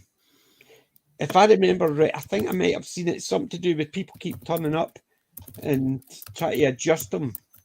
Yeah, The it's Adjustment Bureau, it's a another remake. Philip K. Dick adaptation, if Yeah. I'm not mistaken. And Yeah, it's quite literally that there's an agency that works between time, constantly adjusting things. Yeah, so I picked that up and I watched that one. I also picked The Mechanic. I've got the other one. I've heard of that one. I've never seen it. That's a good one. I prefer the original, The Mechanic, with Charles Bronson. Right. I thought I recognized the title. Yeah, Bronson one is more familiar to me. Yeah, is well, that Jason Statham? Yeah. Yes. There's two movies in that. I've got the other one. I think the other one is called it's not The Mechanic Resurrection or Requiem or something like that. I have got that, but I can't remember what it's exactly called. Am I understanding correctly that the character of the mechanic that Jason brings to cinema, is that the one that eventually winds up in the Transporter series? It's a similar type of character. Yeah, definitely similar for sure. I didn't know if it was connected canonically, though. I don't think it's meant to be. I think it's just the character's so similar. Because I just recently rewatched that, and it's amazing. His athleticism is truly amazing for action. For the action genre.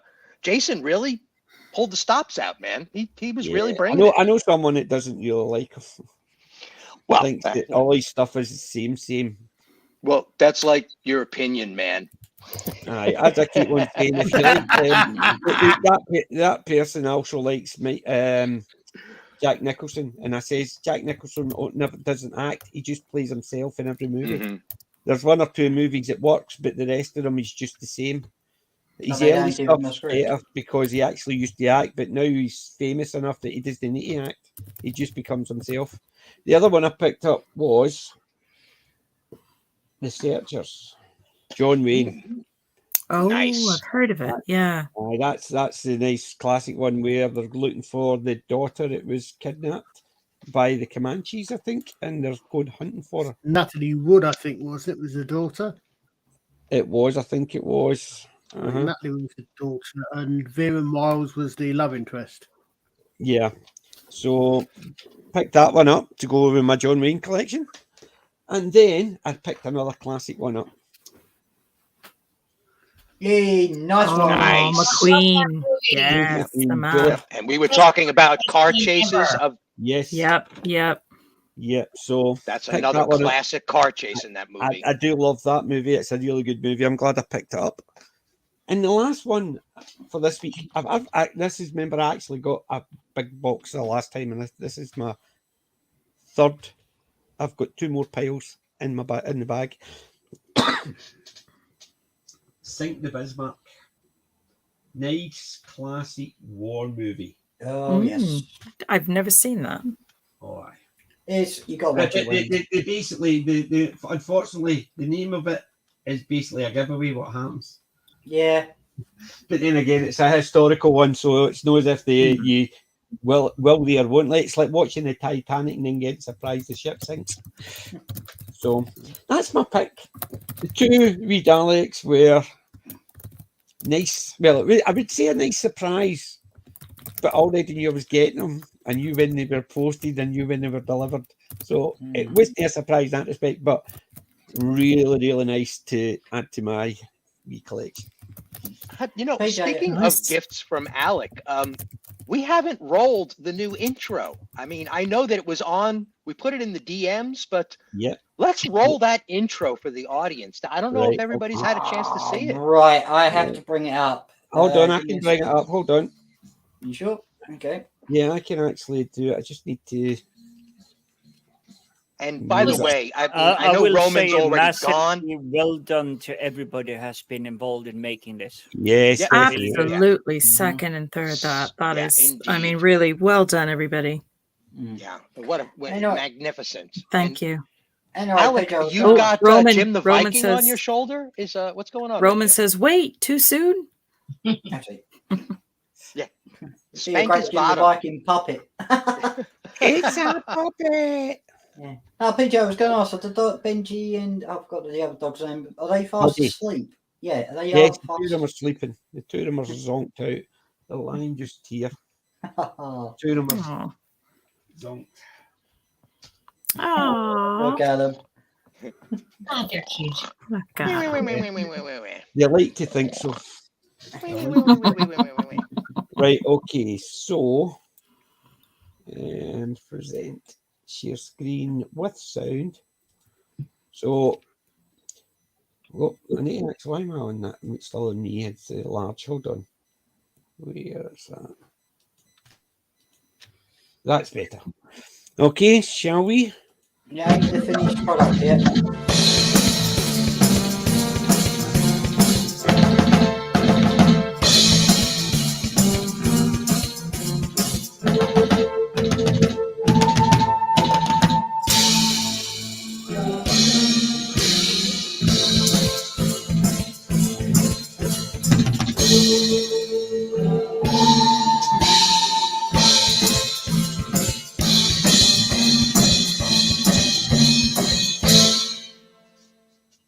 Love it.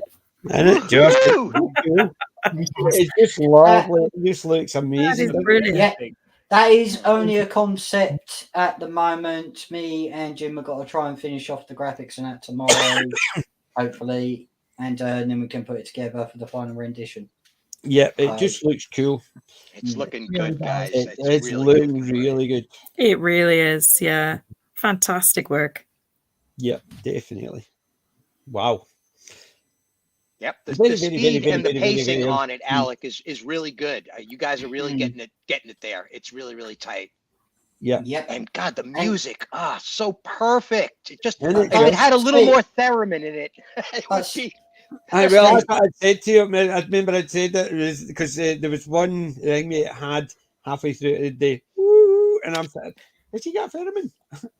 Remember, it's the keyboard he was talking about, and it actually it's very classic, shall we say? Yeah, it is. It's right out of the late 70s, early 80s. It's got that vibe, man. It's got it going. It has definitely feels right. It feels right for the classic. Yeah. No, But old Steve, classic. Steve, you got to give yourself credit for that fantastic logo. And thank you very much. You know what? At this point, I feel like a minor contributor compared to some of the stuff you guys are really doing.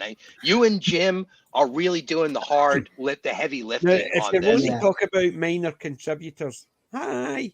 He just put on a helmet. I just put on a helmet and sent a picture. Roman says, PJ's elves aim to please.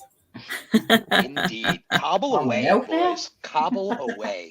PJ, it's not PJ's elves, it's PJ's cadets. A judge and his cadets. This is what we call the hot PJ's dog run. heroes. Hey, speaking of which, the last member of the original Hogan's Heroes cast just recently passed. We lost the little Frenchman. Did we LeBeau? Yep. Robert Carey. Yeah. And that's it. They are all now legacy Gone. characters. All of them. Yeah. That's He amazing. wrote a book about his experiences going from the Holocaust to Hogan's Heroes. Yeah. Wow. Yeah. They've got And you think about it, even things. I really want to see it. Yeah, it's the thing is, you remember, considering when it was made, they were still appearing in things like The Simpsons. They were still appearing in things like The Simpsons. The dogs are You know what I right. mean? You know what I mean? So the Clink and Schultz would still appear. Yeah, and the kids are still using the memes from that show. I mean, I still see every once in a while, somebody will turn to somebody else and go, "I know nothing, I hear nothing," and they don't even know the context. They just say Hogan's Heroes. Yeah. And that all came from Stalag 17. That's where it really finds its roots. I've watched Stalag 17. Stalag 17 was superb. It was as well. I just found Hogan's Heroes hilarious because every week they do like an escape routine and then they kept coming back at the end. Yeah. Well, the show wouldn't keep going on if they didn't. I know. But it was absolutely funny that when they show underneath and they got all your stuff going on, and you think, bloody hell, they must have really dug out catacombs into that camp. Yeah, right. It's amazing that people don't fall through the ground in that camp. I know. There's so many tunnels. But and also the Great Escape, as well as a bridge over Colditz.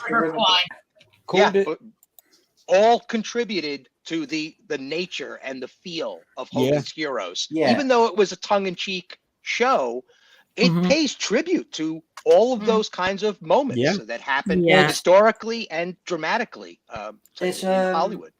There's an old British POW film that I fondly remember called The Wooden Horse.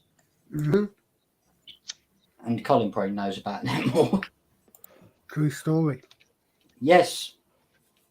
They used to use this, they used to escape from the middle of the camp with this wooden horse, and people were just pole vaulting over it. Bloody good film. The vaulting, the sort of vaulting horse you get in gym class.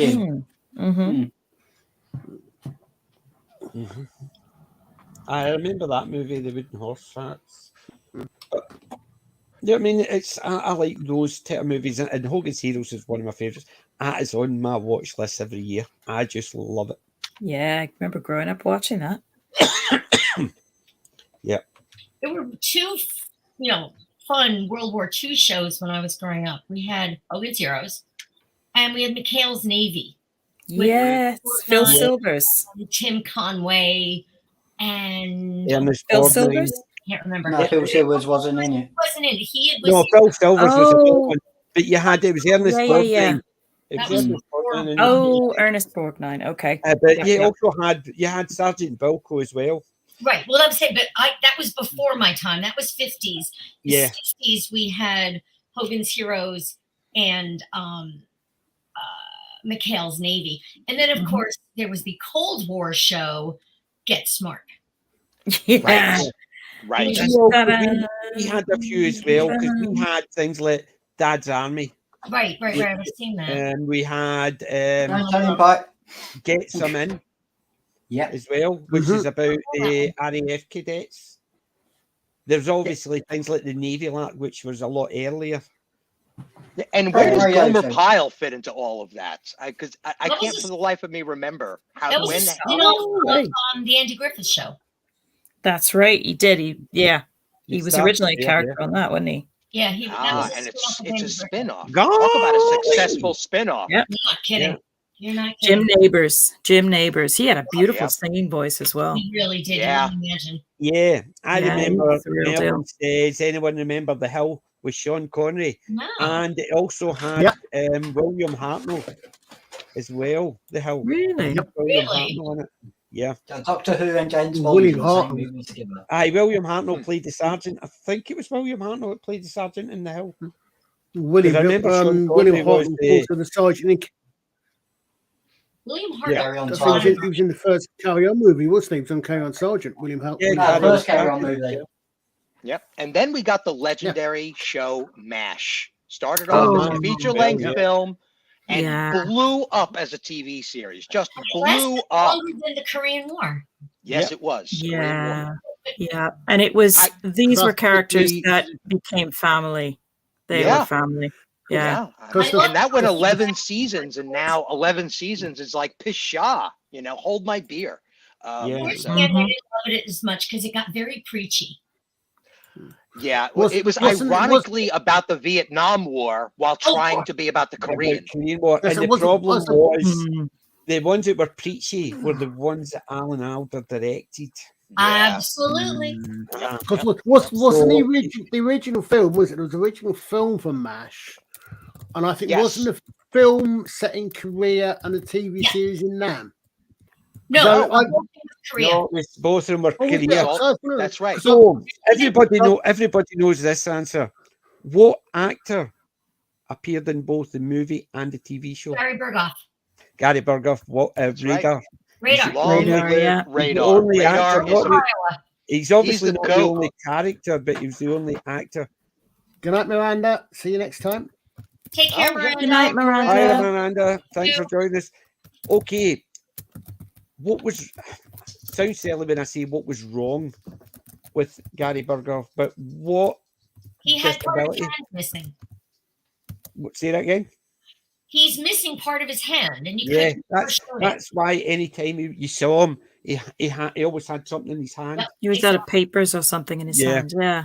Yeah. So, and there's only one time when you see him is when somebody they throw a ball at him, he catches it and he turns around and goes, and that's the bit at the beginning of every episode where when he's in it, where the helicopters come in because he grabs the ball and then he stops and he shouts, "Hit choppers!" and then they run, but that's the only time you see his hand. Interesting. You know, and there's a little tiny bit of trivia that's built into the original film, MASH, where the cameraman pushes in on and focuses in on the moon. And the reason why he does this shot, he added it to the shot count of the original feature film, was because at that moment, Neil Armstrong was on the moon while they were filming. Wow. Wow. So that No, shot wow.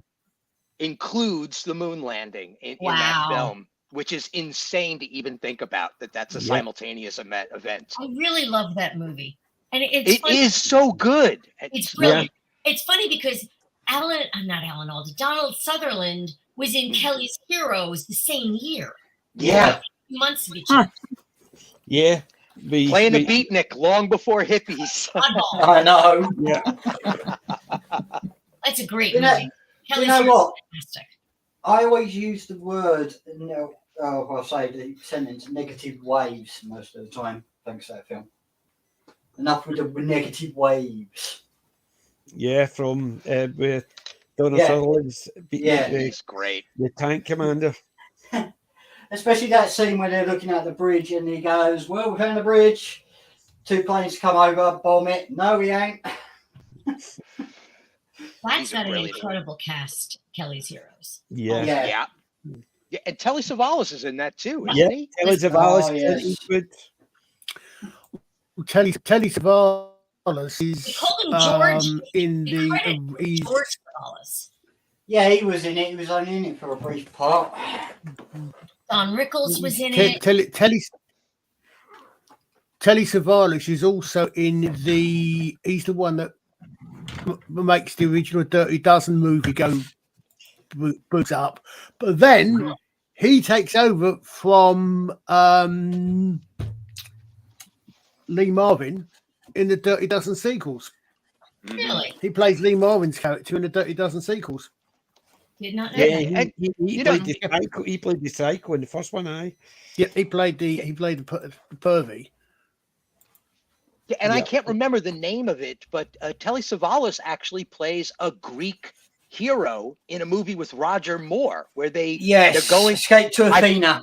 Yes, The there you Sky, go. that's That's it. the name of it. That is an I've got the excellent soundtrack. movie. That's a real lark. That one, I've got the soundtrack to that film, and it's absolutely astonishing. and he But plays a funny- tough guy. He plays a sexy tough guy in that. I one. know. He's And I just find it funny that Roger Moore's playing a Nazi between Bond movies. yeah, and a sympathetic one at that. Yeah. I know, especially when it came to that, they're trying to find the treasure at the end, and it turns out, well, it wasn't what it's supposed to be. That's right, because the Orthodox Greeks hid Yeah. all the treasure on them when they weren't looking. Yeah, Brilliant it move. They hid it in a brothel, so that ingenious Yeah. move. Yep. But the thing is that they were all going, right? It was Telly Savalas, Sonny Bono, Elliot Gould, and Richard Roundtree, and they're all thinking they're going to go and find this treasure, but in fact, it was a missile. And Well, wasn't that that's a Raquel Welch also in that? No, that wasn't. Who was the Raquel who Welch. was the woman in that film? Because she really pulls out the stops too. There's actually an underwater sequence. Gina Lollobrigida? I can't remember. I just all I remember is No, that Claudia the Claudia cast Cardinale, was really wasn't it? on top of things. Was it Claudia Cardinale in Escape to Athena? Yeah, Elliot Gould is also in there playing like and she comes with him. The two of them are like Hollywood stage performers or something, traveling, but like Stephanie nobody. Powers. There you go. Oh, so what am I thinking? That Claudia Cardinale was in them? Claudia Cardinale was the madam at the brothel. Yes, I thought she was in that. Yeah.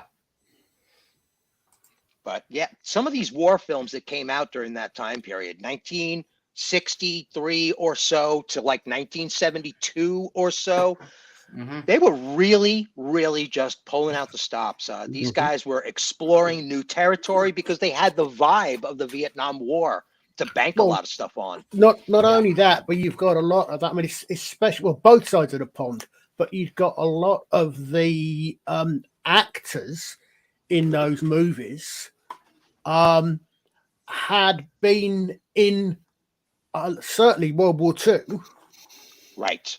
I mean, you've got, it's like the one I always like to look at. There's one credit that I would really like to have seen in A Bridge Too Far, which is the actor that played Dirk Bogarde.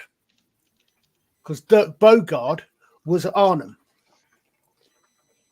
He plays Dirk Bogarde plays Boyd Browning. Yeah.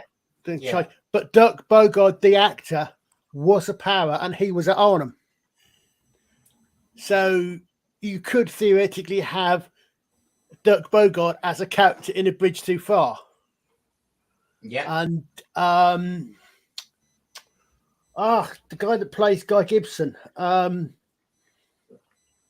in Damn Busters, my brain. So I think he was also. I think he was also in the RAF during the war. I think. Yeah. And of course, we mustn't forget that Christopher Lee. With his extremely questionable historiography of World War II, where he's like, "I'm sorry, Chris, can you? What were you doing during World War II again?" That's not how you cut a man's throat. Well, I think he was in naval. I think he was naval intelligence because I know he was naval intelligence because he did actually say, somebody asked him, he says, "Oh, if I told you I would have to kill you," and they were laughing. He says, and I'm not kidding. No, and I know how to. Because Ian Fleming was. Because was it Ian Fleming? There's someone who was behind the Dieppe raid, which went horribly wrong. I mean, if you watch Ramney Canuck, he talked to the Canadians about it. Canucks, I'm not sure if it was Fleming or there was someone else who was in naval intelligence. Yeah. So for the younger people out there that are hearing some of this stuff for the first time, this is why some of these stories were so genuine that you could almost hear the history in the story, because these people were there. They had experienced this firsthand, and not just the people in combat theaters either, because Europe was under siege in all directions on multiple fronts. So these people actually witnessed all of this for the first hand, and they brought it to their storytelling. Well, you look at, I mean, again, I mean, the thing was, of course, that you've got an entire generation. We lost you a second there, Colin. You got an entire generation, but literally, as I said, if you look anything from the 50s to say the 70s. You've got a lot of your actors there, or a number of actors would have had personal experience of World War II, and possibly, I mean, the most obvious one, of course, certainly from your side of the pond, is Audie Murphy, right? Who was a highly decorated combat veteran. Yeah, and from the other side of the pond, from Jim's side of the pond, we have the famous director who brought us RoboCop, Starship Troopers.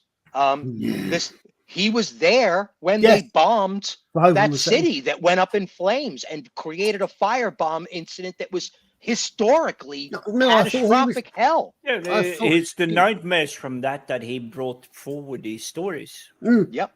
And the author of Slaughterhouse 5 also is another one that brings it. I mean, I'm mentioning them. I apologize. Yeah, I brain switched off. I've forgotten who wrote Slaughterhouse 5. Because he wrote several others as well, which I've read. I've never read Slaughterhouse 5. Who wrote it? Oh my goodness. I don't remember off the top. It wasn't one of the... Gonna have to look it up. I'm old. I think I know who it is. I'm just going to see if I'm right. I was right. Vonnegut. Yeah. It is Vonnegut. Okay. Vonnegut. Yeah. Yeah. Because I didn't trust my memory. Yeah. I've read a couple of his. I've never actually read Slaughterhouse 5, but I think they filmed that as well, didn't they? Yeah, they did. Yeah, that's actually a really good adaptation because I saw the film first, of course, because I'm American and I grew up during the time period that the film came out. But afterwards, reading the book and comparing the two, they did a pretty handsome job of keeping some of the narrative from the book because it's a complicated story of alternate realities in multiple times, and you can't tell if he's dreaming or deluded or actually somehow transporting within his own brain in different time periods. It's some pretty solid work that they're able to execute. I mean, that and Fahrenheit 451 are classic adaptations of science fiction. Well, I'm trying to think. I'm not sure. Yeah, I mean, Alistair McLean would have been in Second World War. He was born in 22, so he was probably too young. So, no, he might have served in the Second World War. He was born in 22, and of course he wrote a lot of World War II and other thrillers, Guns and Navarone, etc., Where Eagles Dare, and all the rest. Yeah, the director I was mentioning before, Paul Verhoeven. Verhoeven. Yeah. Yes, I thought he was Dutch rather than German. He is. You're absolutely correct, and he's a nationalist that literally experienced in his own childhood the horrors of war on the street, and he brings that to Starship Troopers. That's why it's ironically a fascist movie. Such a damn good movie and subtle to do with fascism. With real fascism. Yes, exactly. Because he couldn't be bothered to read. So he goes to the book that starts in the middle of the action and says it's too boring after 2 chapters. And he then goes to get someone else to read. No, we don't want to go on about the Starship Troopers again. No, we don't. But to bring it to also to RoboCop, he was hesitant to do the film. He just thought it was going to be a silly sci-fi movie until his wife read the screenplay and said, "Sweetheart, you've got to reread this thing because there is definitely a Christ resurrection allegory built into the story." And as soon as he heard that, he reread the script and signed on to the movie, and we got RoboCop because his wife intervened on the trash can. She found it in the trash can and reread it, knowing her husband better than he did. Well, we very nearly didn't have a third Doctor because John Pertwee was in the Navy and he was sick leave off of the Hood about a week before she was sunk. Yes, yeah, very. So I would imagine that it's not a world I would want to imagine without John. I would imagine that William Hartnell would have served in the war, and I don't know. William Hartnell was discharged during the war. Right. Well, was Troughton would have been old enough to serve as well? I would think. I'm not so sure. So I would imagine he was old enough. Sorry, excuse me. Sorry, He was only in his late 40s, early 50s when he got Doctor Who in '63. Yeah, that's what I'm trying to remember. I mean, he would have been. I mean, he looked older. He played older. He played a lot of their characters that were older than he was. Because Doctor Who came out 18 years after World War II finished. Right. Me. I'm not aware of that book, File 13. I'll have to look that one up. Armour by John Steakley. I'll have to look that up because I know the inspiration for Starship Troopers was basically partly his experiences before the Second World War and partly response to the anti-nuclear movement. Mm-hmm. But I should definitely have to look that one up. He was also reacting to at the time that the film was being produced and developed, he was reacting to the 90210 thing going on in American television where everybody was beautiful. Yeah. Right? And the fiction of all of that. So he wanted to sell this reality that propaganda makes all of this look far too handsome. Mm. And that was one of his major inspirations as to why it looks the way it does, why it does look a little cheesy and cringe, because he was trying to make it cheesy and cringe on purpose as a response to propaganda in general.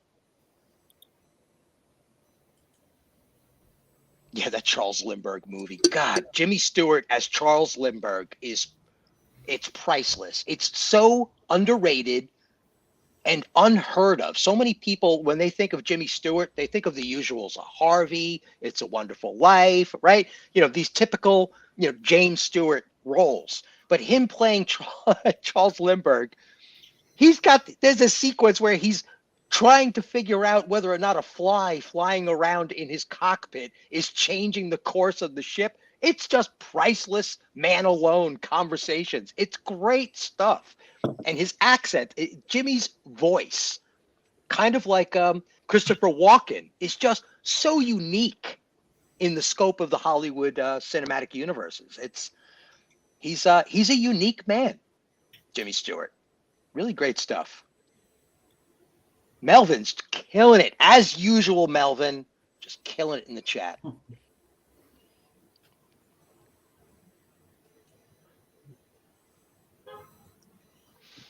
Suddenly silent. Silence is golden. Did anybody ever see the Best Days of Our Lives? No. I may have. Sounds vaguely familiar. Oh, it's got to be good. And she plays the wife of a man who was in the war. It's the basic premise is that there's 3 men who had been in the military during World War II, and they're all going back home to their small Midwestern town at the same time. One of them was a banker, and that's Myrna Loy's husband. Another one was some flashy pilot, and it turns out he was a soda jerk at a drugstore. And he outranked the guy who was the banker back in real life. And then the third person was an actual veteran who'd lost both hands. And he plays a character who obviously lost both hands. And his fiance still loves him, and he really is trying to push her away because he says, look, I'm not as much of a man anymore because I don't have my hands. And she keeps trying to tell him how much she still loves him. And it's wonderful. Really, really wonderful movie. What's the title of the film again? The Best Days of Our Lives. And year? What era is this? I mean, it was right after the war. Okay. Hold on. Best Days of Our Lives. 1946 American epic drama film by William Wyler, starring Myrna Loy, Frederick March, Dana Andrews, and Teresa Wright. Nice. It's outstanding. I mean, really, really outstanding. And just a little note of trivia. First of all, It's a Wonderful Life, Donna Reed, massive crush on that woman Good Oh, God, what a beauty. Just absolutely darling. But the sequence of her and him over the phone in her sitting room, I was told that Jimmy Stewart was blocked to stand really close, like crazy cringe level, uncomfortable close to her, because he had just come out of the war. And he just had not been part of the whole Hollywood thing for a while, so he was just out of step with him with his acting chops. So standing next to Donna Reed, his body just commanded him to fall in love with her, and that was the statement that was made by the director, that he forced him into that blocking to get his body to act, because the scene just wasn't working without it. wow. Yeah. It's funny. I don't remember where it was, but somebody probably on Twitter, some jackass on Twitter, said that in what universe does a girl like Donna Reed fall for a guy like Jimmy Stewart? Now, to be brutally honest, I found Jimmy Stewart to be very attractive. Yeah, that's crazy talk. That's crazy talk. He's a handsome man and such a jovial personality as well. It's like, what is not to fall in love with that guy? Thank you. Yeah, he was incredibly smart man. Went to Princeton. Back when they had standards. He's the type of guy that was classed as a man's man, a man that women wanted to be with, and a man that men wanted to be. Yeah, I see that. Yeah, and not a typical tough guy either. He was just, he was Jimmy. He was your buddy, man. He was the guy you went to for, like, hey, do you want to go grab a snack, man? Let's go grab some coffee and lunch. And what are you up to, Jimmy? Let's talk, And it's funny because I actually cried when he died. Yep.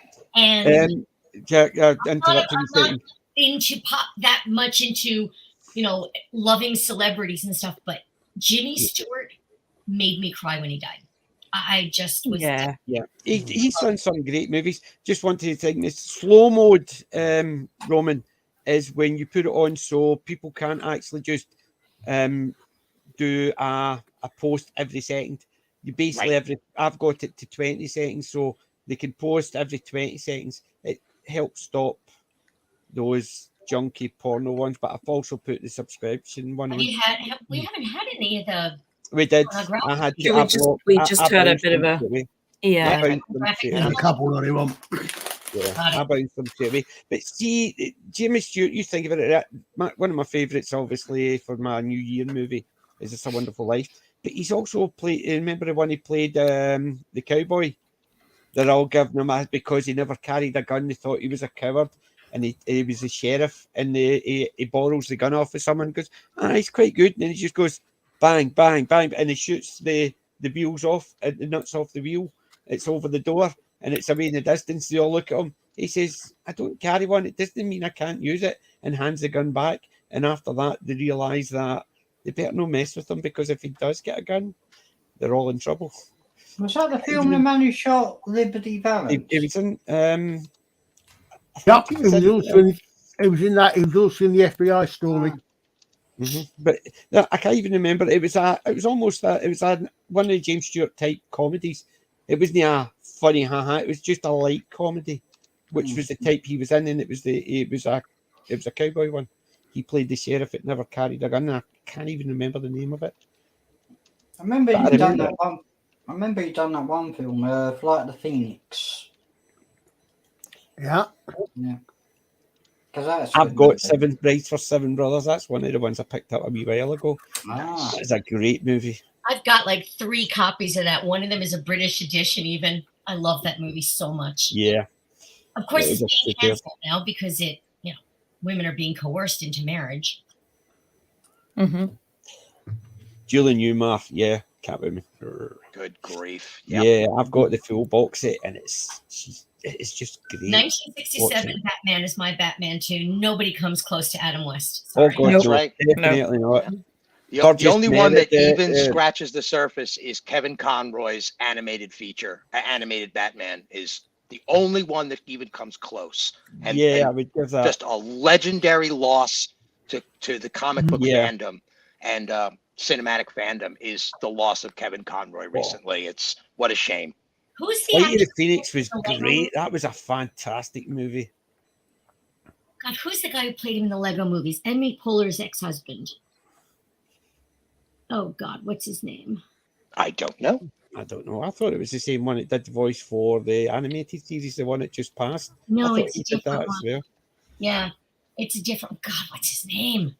Him No, watching. Chris Pratt doesn't play Batman.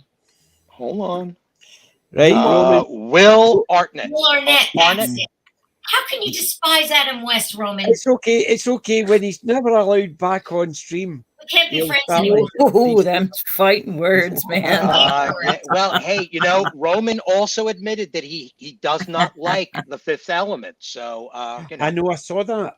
it's I terrible. actually enjoy the Fifth Element. disavow. I think it's not a great, a great thoughtful movie, but it's a good entertaining movie. It's something you can sit back, relax, and not even think about because it's just it's just a fun movie. How can you not love it? It is European sci-fi comic books brought to life. Okay, Yes. It is a European science fiction comic book. That's too right. It's no dark enough for him. That's what the problem is. I have to be honest. I can see Roman's point there. Yeah. But Adam West's Batman was supposed to be literally the comic one, which is why, as they say, there are two Catwomen, Julie Newmar and Lee Merriweather. Yes, I'm aware Arthur Kitt played the character, but the other two are my favourite two ladies. There's one Riddler, which is Frank Gorshin. There is only one Joker, which is Cesar Romero. Absolutely. Fantastic. I'm sorry, Even with all his these others beard don't count. and mustache underneath that Burgess makeup. Meredith As the Penguin, But, yeah. only one Penguin. Burgess Meredith. I suspect Danny DeVito was actually channeling Burgess Meredith when he played the Penguin, though. Absolutely. Yeah, he was I was terrifying. I was at a premiere of one of the Batman movies. I can't remember which one. I think it might have been the first reboot. Who was in that one? Keaton. Are you talking? I think it was that one. I was at a premiere Michael Keaton. for that one, and John McEnroe was sitting right in front of me. Oh my God! Oh, the thing is, Kevin Conroy, was it? I think he did actually play Batman. He played a live action Batman. Yeah, they really dissed him, from what I understand too. Unfortunately, he played a live action Batman in the same show that Burt Ward appeared as an old Dick Grayson. Unfortunately, I believe that the Kevin Conroy Batman was actually killed by a certain lady, a certain actress who is named after a red jewelry and a red flower. Yeah. Well, they were on it. I was digging out my books, obviously, when I was tidying, I came across it. Twisted Light. Behind it, it tells you, the description is from the mind behind Kindle's #1 best-selling Twisted Dark comes something a little lighter. Mirroring its Dark Sisters universe of interconnected characters, all the stories here linked to give you a taste of Gibson's trademark Twisted Mind. Unlike most of his work, Twisted Light is designed to make you smile. My daughter, we've been to Comic Con a few times and bumped into him, and she's bought his 4 Twisted Dark books, and he kept asking me, and I says, I don't like them, I like the light stuff. And that was his first Twisted Light book, and I bought that one. And he says he made it because somebody kept telling him they didn't like it because it was too dark. He even signed it to me. Nice. Basically says, don't let your daughter read this. Basically, don't let your daughter read this because she likes the dark stuff and I like the light stuff. So because I had actually told him each time he signed it to me, and he knew exactly what he signed. I didn't even tell him. So, And just to take a quick step back into the Adam West Batman series, the story that I heard, and I confirmed this because I did work at the Playboy Mansion. I did some tile work at the Playboy Mansion, and I thought you were a bunny. You were a bunny. Oh, You were a my. bunny. I admit it. actually got a Oh, chance my. to speak directly to Hugh Hefner, by Oh, the my. way. Really? He actually That's a trip. hand signed the check himself in front of us that Holy paid for the cow. job. He Wow. showed up on a job site Please in show me. a satin robe. No joke. Satin robe and Wow. pajama pants. Showed up at the job site and handed us a check in person. But I actually got a chance to confirm that they were watching the original black and white Batman series as a joke. This is in 1965, 1966. And it was because of this viewing, this group watch. They were having so much fun watching these old, silly Batman serials from the 40s that it was inspired on the spot to create a current day Batman series. And that's where 1967 Batman comes from. It's Wow. because of that one party that it actually happens. What a Wow. trip. Mm. That is so cool. For a moment there, I thought you were going to talk about Ward signing his signatures. Yeah, Burt Ward's got some crazy stories of his own, by the way. I would imagine. What he apparently signed them with or in. yeah, I heard that. Mm-hmm. And apparently, yes, it wasn't a euphemism. He really did. So funny. Signing something which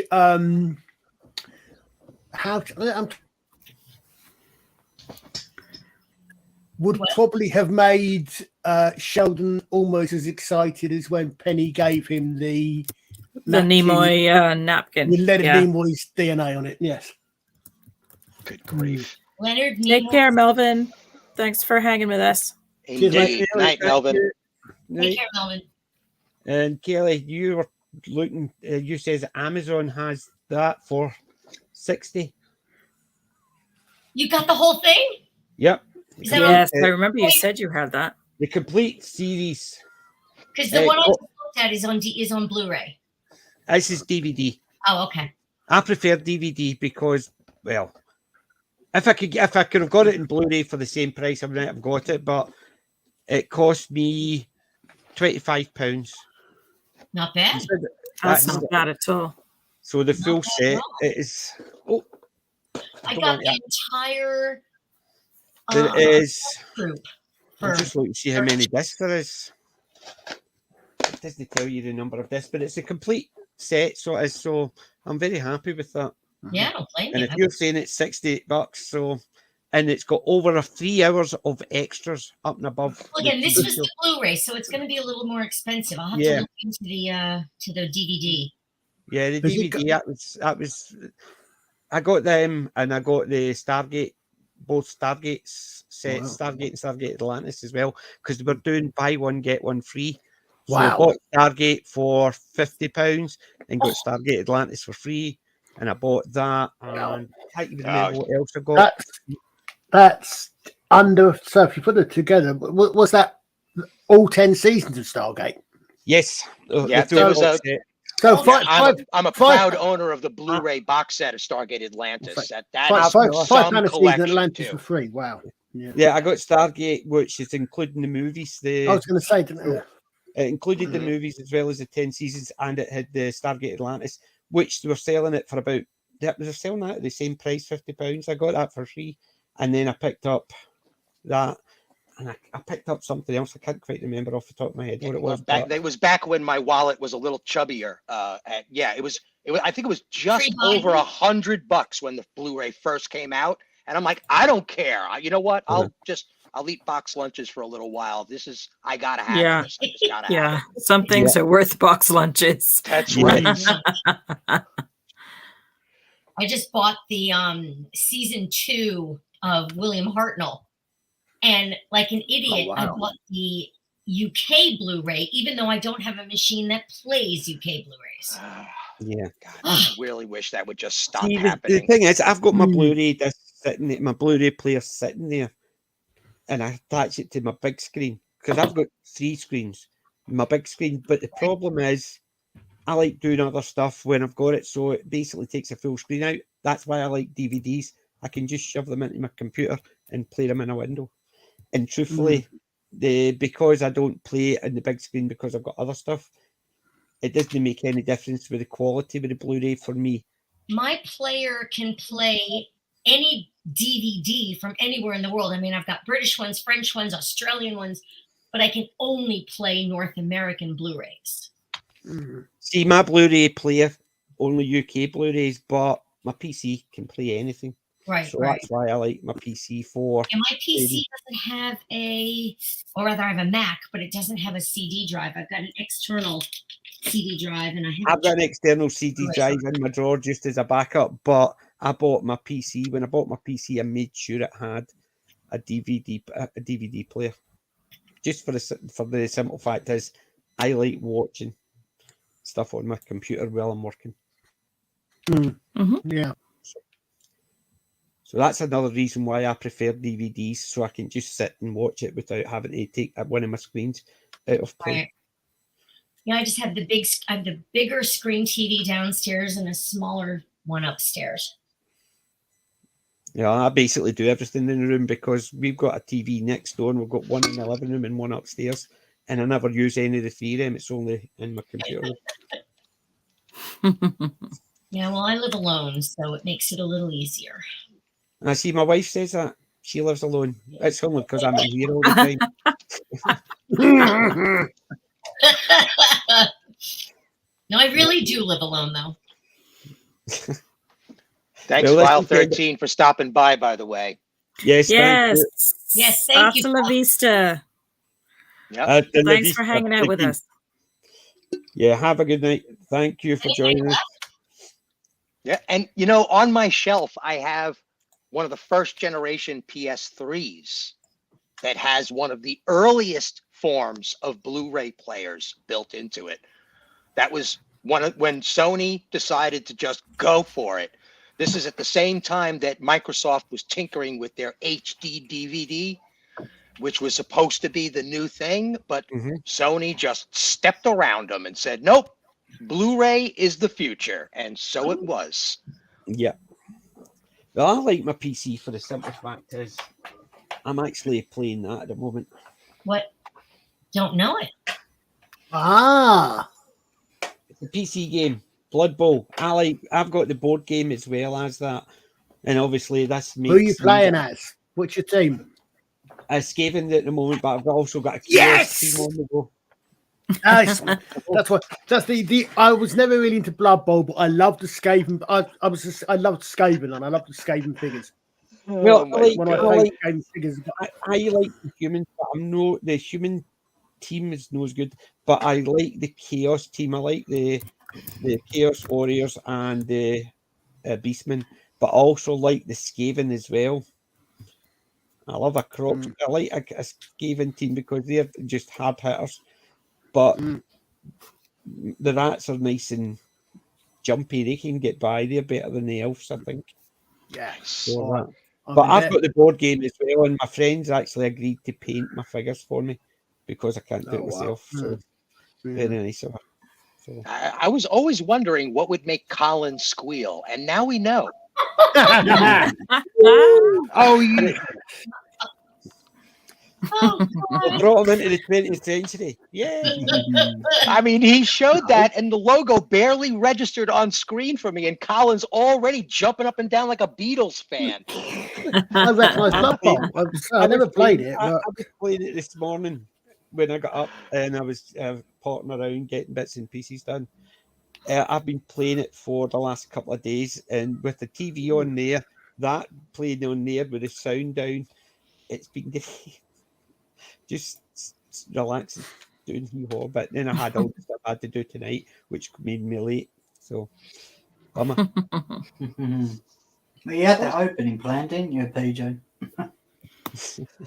Yeah, it was Jim finally, restored faith on the Let's Talk Geeky, because he was able to captain us into a live stream. We were only a few minutes late, and PJ just moseyed on in. Oops, sorry guys, sorry. I forgot on it, boys. Do you know one of my that was a way more Manchester dialect than the Scottish one, but I'll take it for now. Yeah, cheers. The best laugh was like Wednesday. I had a work thing, so we were staying in a hotel because one of the guys came up from London, and he was up here, and we were doing some training, so we stayed up in a hotel. And every time I was talking and we were going for something to eat and stuff like that, the other guy beside me had to translate for him because he's Italian, obviously, and he's been staying in England for a while, and he still doesn't pick up a lot on the Scottish accent, which I find funny because I don't even think about it when I'm talking to people. When I'm in their business, if I'm in the office or if I'm even down in any of the other offices, I moderate my speech because I'm aware of that. But when I'm just floating around, going for a meal, sitting, having a wee drink, chatting, I don't think about it. Right. So he kept every so often, he's meaning this. This is what this means. So even like going for a breakfast, I says, they had some nice totty scones. And the guy's going, in my back, he says, potato scones. We call them totties instead of potatoes.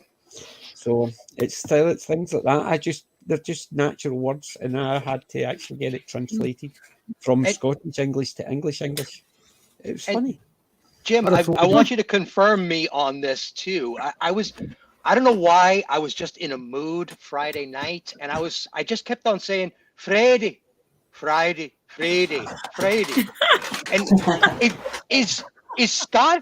are Scotsmen the only people that say Friday correctly? Because it is Friday, right? So it is Friday, Yeah. but the Scandinavian pronunciation through modernity, it is now Fredag.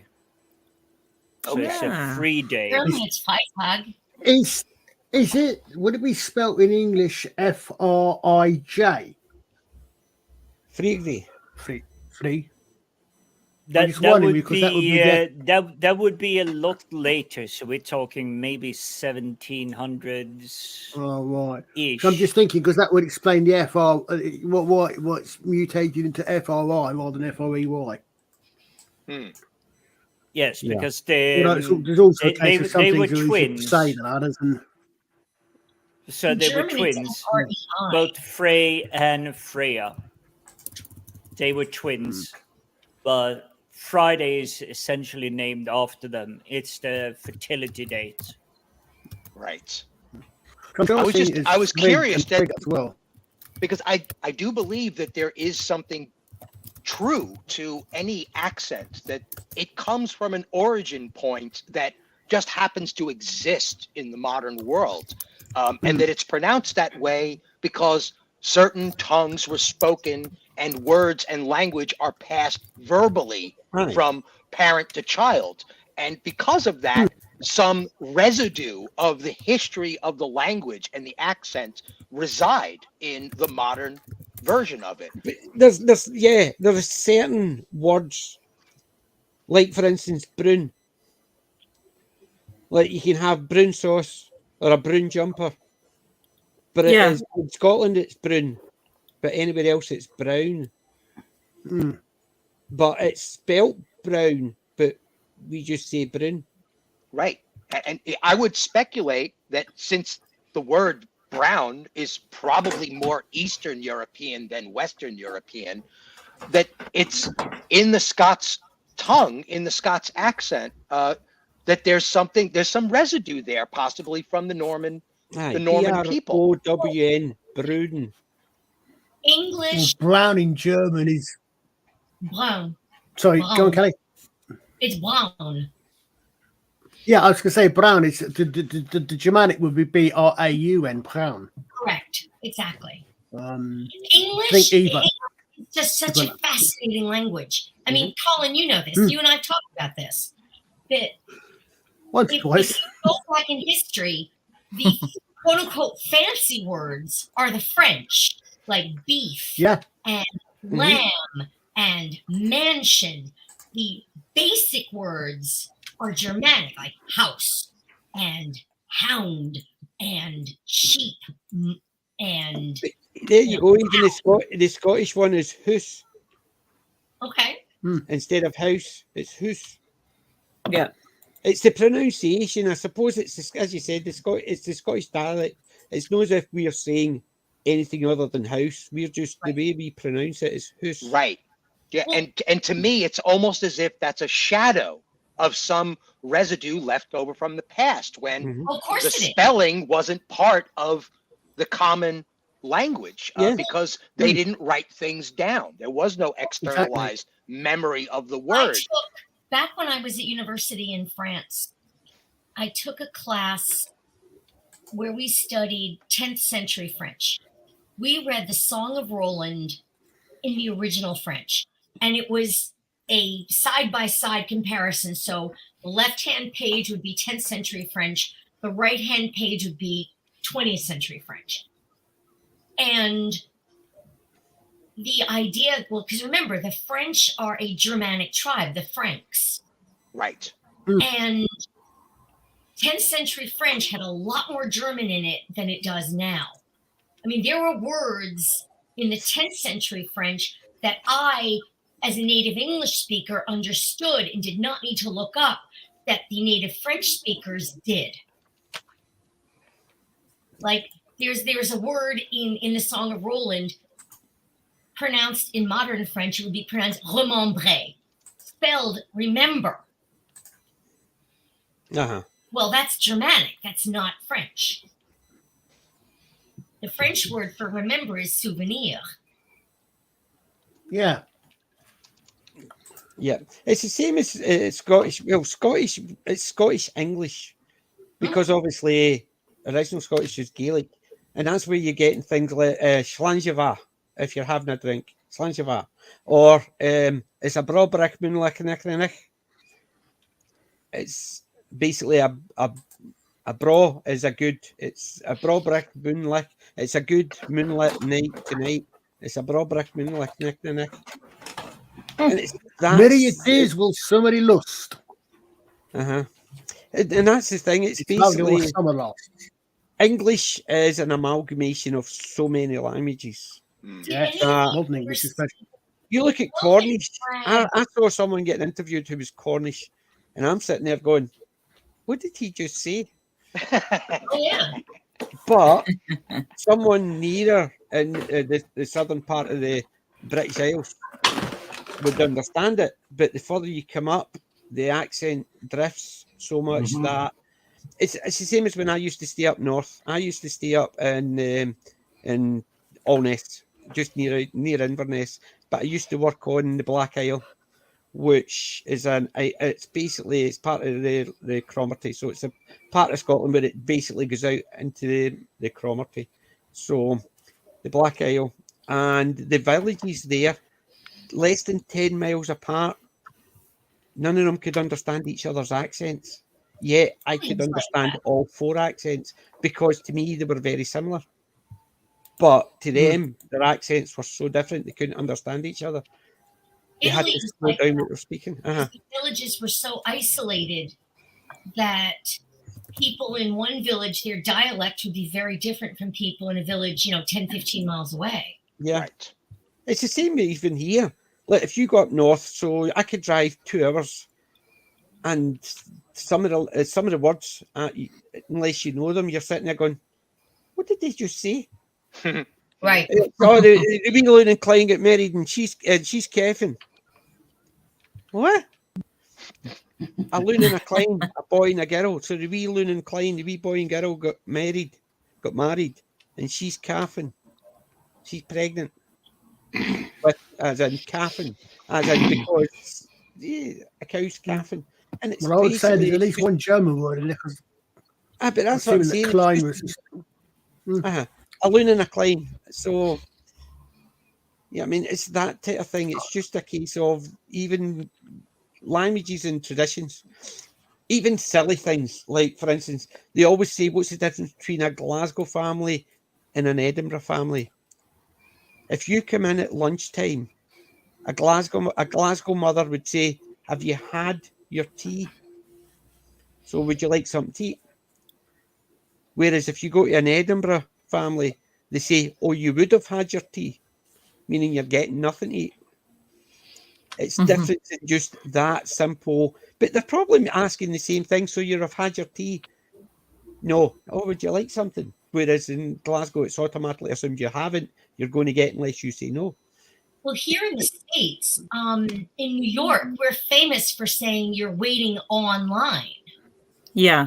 Whereas everybody else in the country, or actually in between English North America, or rather English Canada and English United States, says waiting in line. Right. Yeah. It took me a long time once online became a totally separate concept. Exactly. It took me a long time to break that habit because I kept on getting told by people, including Hollywood and television, were constantly correcting my language. But it's weird. Yeah, words slip into alternate vocabulary. Yeah. It's the same as see when my kids were young. They stayed, if we try to teach them to speak proper, not speak with a very broad Scottish accent. So when we are speaking with them, so it's go and wash your hands, or the word is no, not no, and it's yes, not I. It's house, not house. So we would try and dig me, but anytime they stayed with my family for a couple of weeks, my wife would go, "Oh my God." They would come back, "Ma, can I go and wash my hands?" No, he didn't say that, man. No, it's no, it's house. It's not house, it's house. It's a case of having to retrain them after staying with all my family, which just speak normal, as I say. But my ex didn't like it. But we it's weird. we made the decision to try and make them, because if they were whatever job or whatever they were going to do, getting rid of the Scottish accent helps. But it's weird as well. I mean, one of the things that obviously makes the Americans more compassionate than the English is that they could give a damn and we couldn't. They could care less. We couldn't. Well, that depends on where you're from. I mean, my mother says I could care less, and I say I couldn't care less. So I think see that phrase, exactly that phrase. Look up David Mitchell's "Couldn't care less." I've seen that where he shoots everybody for making. Yeah, I've seen that. Making the wrong one. It's not. No, I am a David Mitchell fangirl. I've seen it. Yes, it is a superb one. It is literally that. Couldn't care less or could care less. He does a couple of other things too, like when the person's, oh God, what was it? He says, oh God. All I know is that is one of the funniest sketches of theirs that I've seen. But one thing that I really appreciate about Britain is that you're trying to maintain your regional accents. I mean, you've got people who speak with Scottish accents and other Northern English accents and Southern accents, whereas here in North America, we're trying to homogenize everything. I have friends at work who speak with a slight Southern accent. Their children speak like me. Yeah, it's the same here. It's the you've got what people call as the BBC English. Right. At one point, all BBC, everything on the BBC, everybody spoke that simple. People trying to completely homogenize the way we speak. And the reason I don't speak with a regional accent is because my mother's family's from Philadelphia, my father's family's from Michigan. And I tend to pick up accents from wherever I go. Mm-hmm. So I've lived here in the South for 14 years, and I'll say y'all. Right. And I'll use other Southern usages. But when I go hang out with my New York and New Jersey friends on Sundays to watch American football, I'll slip back into a New York way of speaking. But that's just me because I'm very good with accents, and it's natural for me. Yeah, I mean, and I know Roman doesn't. I know Roman can't understand half the words I'm saying, so I'm not going to actually tell him. But in the U.S. and Canada, they're really going out of their way to homogenize everything. You won't find somebody on national news in the U.S. who speaks with a New York accent, who speaks with an Alabama accent, who speaks with a Texas accent. You won't. You just won't. It's the same as BBC News. It used to actually get it, and a lot. You look at all the 70s. But you don't now.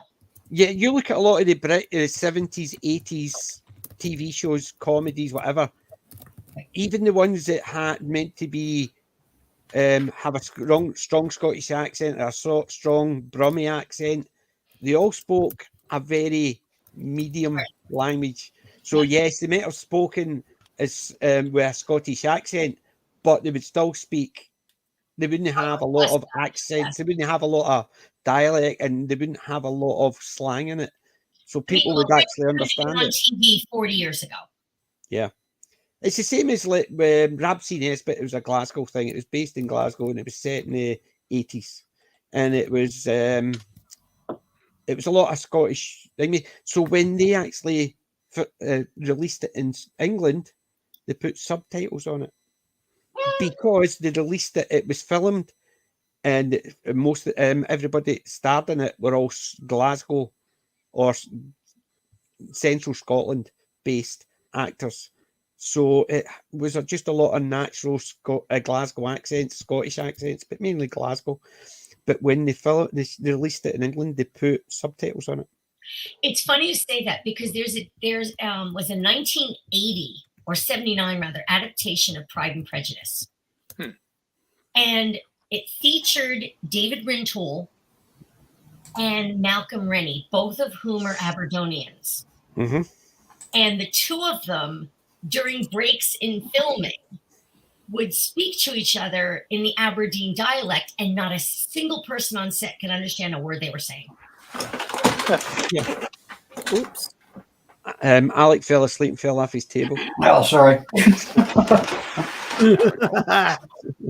My grandfather came to this country from Italy, and he actually spent time on Ellis Island because he had a little bit of a cold and some issues with one of his eyes, so he was actually isolated on Ellis Island. Yikes. And he was a very proud American. And I remember family parties like Thanksgiving and Christmas dinner and such, where Uncle John and Aunt Mary refused to learn English and spoke Italian fluently over the dinner table in front of all of us. And my grandfather, I remember him slamming his fist on the table on multiple occasions going, "I don't understand what you're saying anymore. We're Americans now. Stop speaking the old world language. We don't speak that here." And they would get furious and storm out of the house, and it would be a whole thing. And so, just to give you some idea, he was one of the first TV repairmen in New York. Wait second. Jim, you've got to bounce. Jimmy? He might have already gone. The lights are on, but nobody's home. Right, I thought you were going to bounce, right? Yeah, I'll be bouncing in a few moments. Sadly, I don't have any recent pickups. The only thing I wanted to comment on is I'm a big fan of the first Avatar film, and the Avatar 2, 3, 4, and 5 are coming up rapidly. I don't know why, but I will say I'm still curious enough that I might go and see them. But I'm highly disappointed because if you look at the trailer for the Avatar 2 film, where did the budget go?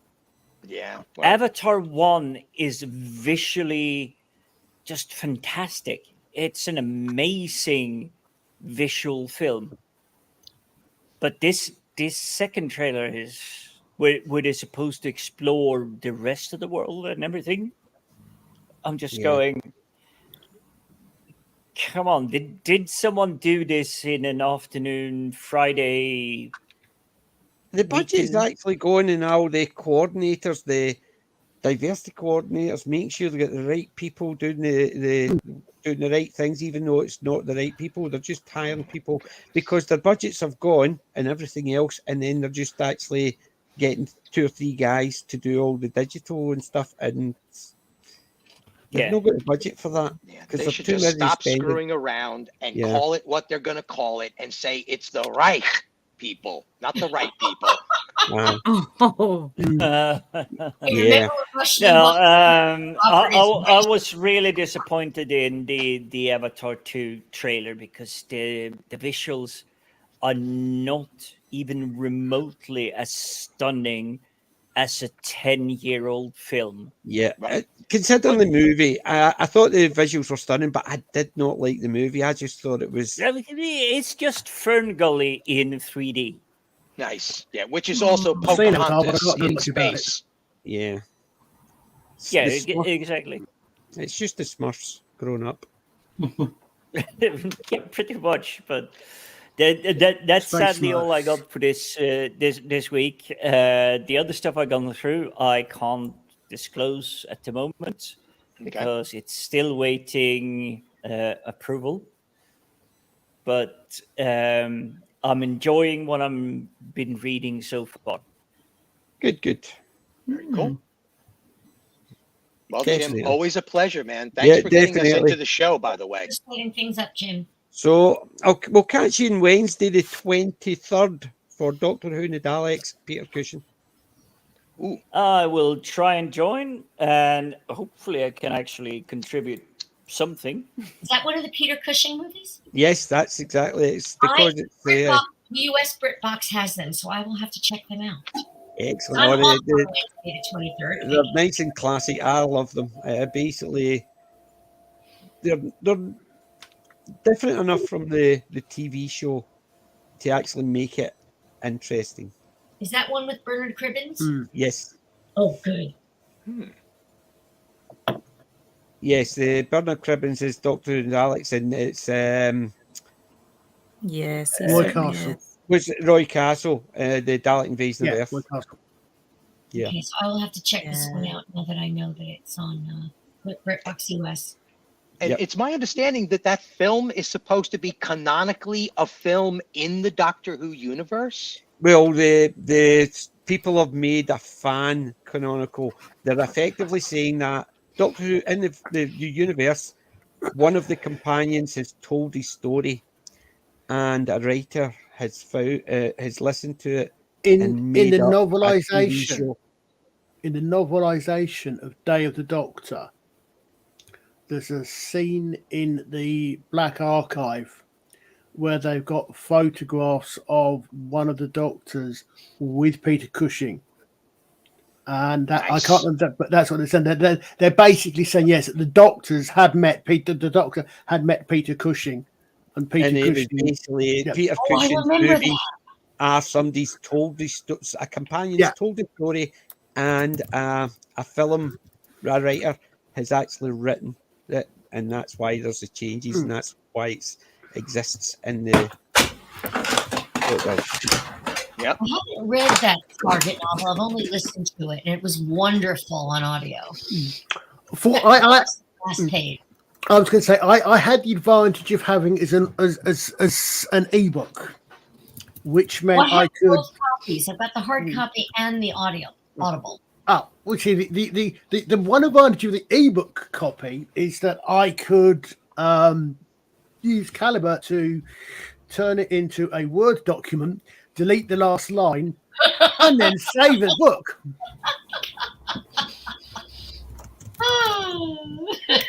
So my book doesn't mention her. I love it.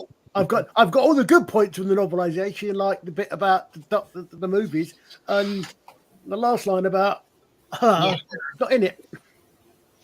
But it was a really well done audible, I have to say. Yeah. Who read it? Was it Was it one of You the did. cast? You just said you did. It was Nick Briggs who read it. I mean, he Nick did Briggs. a really good job. Yeah. I also does, just thank you. listened to Fires of Pompeii, Oh, read by a woman I don't know, but she was fantastic. She did both was she? David Tennant and Catherine Tate beautifully. And Wow. she did everybody. She did all the characters. There was no other actor in there, but she was fantastic. I loved it. I wonder who it was. Do you know who it was? I'll have to go look it up. Hold on a second. Curious. Yeah, because they seem to be doing some Target novel, or I don't know if it's still Target or if it's another company doing in the style of Target novelizations of some of the modern stuff. Well, this is definitely the same format. I mean, the picture looks like a Target novel. Yeah. Fires of Oh my goodness. I remember a girlfriend using the word target to say target, and Oh yes. That's almost as bad as hyacinth bouquet instead yeah. instead of bucket. I laughed in her face when I found out what she was actually referencing. I was like, you got to be freaking kidding me. Are you foofing up a freaking chain store's name to make yourself feel better about shopping there? Is that what's... She's like, yeah. It's always been a bit of a just kind of like a joke, like Target. But anyway, Fires of Pompeii is by James Moran. I think he actually wrote the episode. Oh yes, yeah. But it was narrated by a woman named Claire Corbett. It's 3 hours and 24 minutes. It was released this past summer. It's fantastic. I just loved it. They've also got an audio of the TV movie. I may have to buy that. Right. Oh, the TV movie is narrated by Dan Starkey. Oh, Dan Starkey. Yes, I yes. listen to that. Because I love, I admit, I love the TV movie. Yes.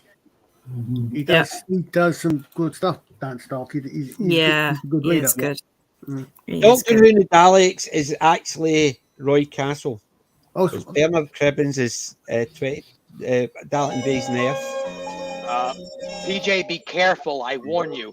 No, it's okay. This is actually on my channel. This is a clip from my channel. So it's already been uploaded. Okay, cool. Okay, buy with 1 credit. I'm going to buy this. Okay. Whoa. Well, isn't Bernard Cribbins a cop? Yep, there he is. Yep. No, I am not buying anything with Jodie Whittaker. You can suggest it all you want. It's the police box.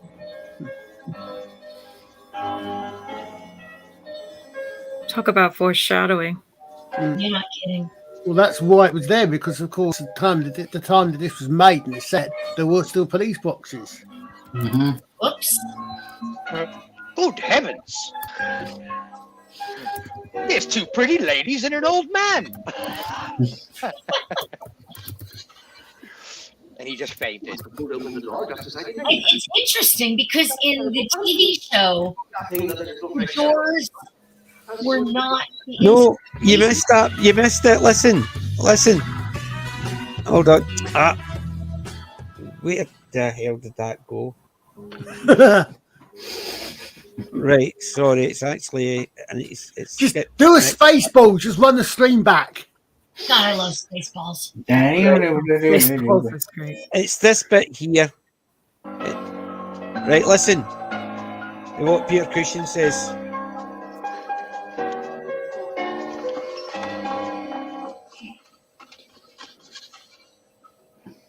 He must have pulled open the door just as I demagnetized it. He must have pulled open the door just as I demagnetized it. Yeah. That's just lazy writing. It was a good reason to actually say basically he just demagnetized it just as he pulled it. It's just pure fluke. Because the good thing is it didn't just open the door and they didn't say anything about it. He's actually given a reason why he could have pulled open the door. Yeah. So. Oh, guys, I'm gonna have to bid you good night. I'm starting to fade a bit here. Yeah, even Roman picked that one up. It was unlocked. Yeah. Right. Yeah. But Wen, thank you very much for joining us. We're going to actually be finishing soon anyway, because even I'm starting to go. I know. Yeah. Yeah. This was great fun as always. I'm so glad you're able to join us, Julie, as well. Thank you. Yay. Indeed. Yeah, you've been great. You've been a great contributor to the channel. It's been lovely having you on. Absolutely. Yes. Thank you. Yeah. You're all very kind. Yay. Have a great night, Wen. Give Darren a kiss. Take care, Wendy. Oh, I will, happily. Kelly, Wendy's not just saying that so she's not the only female on the panel. Oh, good night. Good night, everybody. Yeah, Wendy. Good night, Wen. Have a good one. Bye. Take care. Bye. So then there was 5. Yeah. Oh no. I know. And there were 5. Yeah. So what's your plans for this week? Anything Not a lot, really. It's another short week for me because I've taken Wednesday off because I have to take my mom back to the doctor for her follow-up. Mm-hmm. And then we're off Thursday and Friday for Thanksgiving. Oh, very good. Yes, we don't get that. Well, I should be around Wednesday for your stream on Wednesday afternoon. Yeah, excellent. So, as I said, it's the one with Roy Castle. So Bernard Cribbins is the so it's the Doctor Who and the Daleks. I will have to try to watch it before then. Yeah. So I'll have something to talk about. Definitely. Well, come to think of it, that's the 23rd, isn't it? Yes, that's why it's the Doctor Who's night. I was going to say the Doctor Who Day, which also means that also means that's when Wednesday's released. Oh, really? I saw that. I think Wednesday comes out on the 23rd. That Wednesday's and coming I definitely out want to give that a go. Yeah. So Wednesday's coming out Wednesday. What channel is it on? Yeah. I don't know. I just saw. I think someone said that it's due to drop on Wednesday. Yeah, and the thing is as well, I need to actually. I'll have quite a tight 2-hour stream on Wednesday because although it's Doctor Who's birthday, it's also my wife's birthday. So I didn't marry her because her birthday was the same day. It's just fluke, honest. Yeah. I'm you know me, not a big Doctor Who fan. No, not at all. Just pure like I said, I have to be careful what I say. The three most I don't have Netflix. Mm-hmm. The three most important events in 1963. John Kennedy. John Kennedy's at number 3, but I have to be careful who I'm with when I say 2 and 1. Because one is Doctor Who and one is my sister's being born. So if my sister's around, Doctor Who's second. If my sister's around, Doctor Who's the second most important thing. Doctor Who's at the top of the list. I'm okay because my wife's, although it's the same day, it's not the same year, so I'm okay. My brother was born in 63. Younger brother. Oh my goodness! There's a whole Monty Python nudge nudge wink wink bit here somewhere. I know that. Say no more. Yeah, say no more. Playing doctor, on your wife's birthday, I said someone pointed out she would be a better doctor than the last one. Let's do it.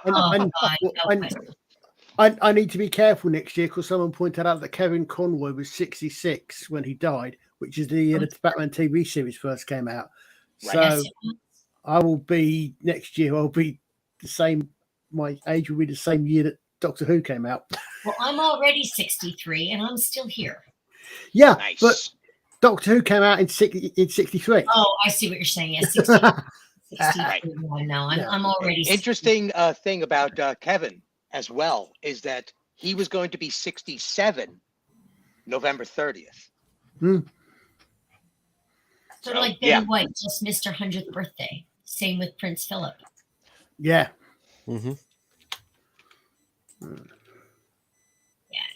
I'm already 63, so we're okay. So I'm okay. I survived.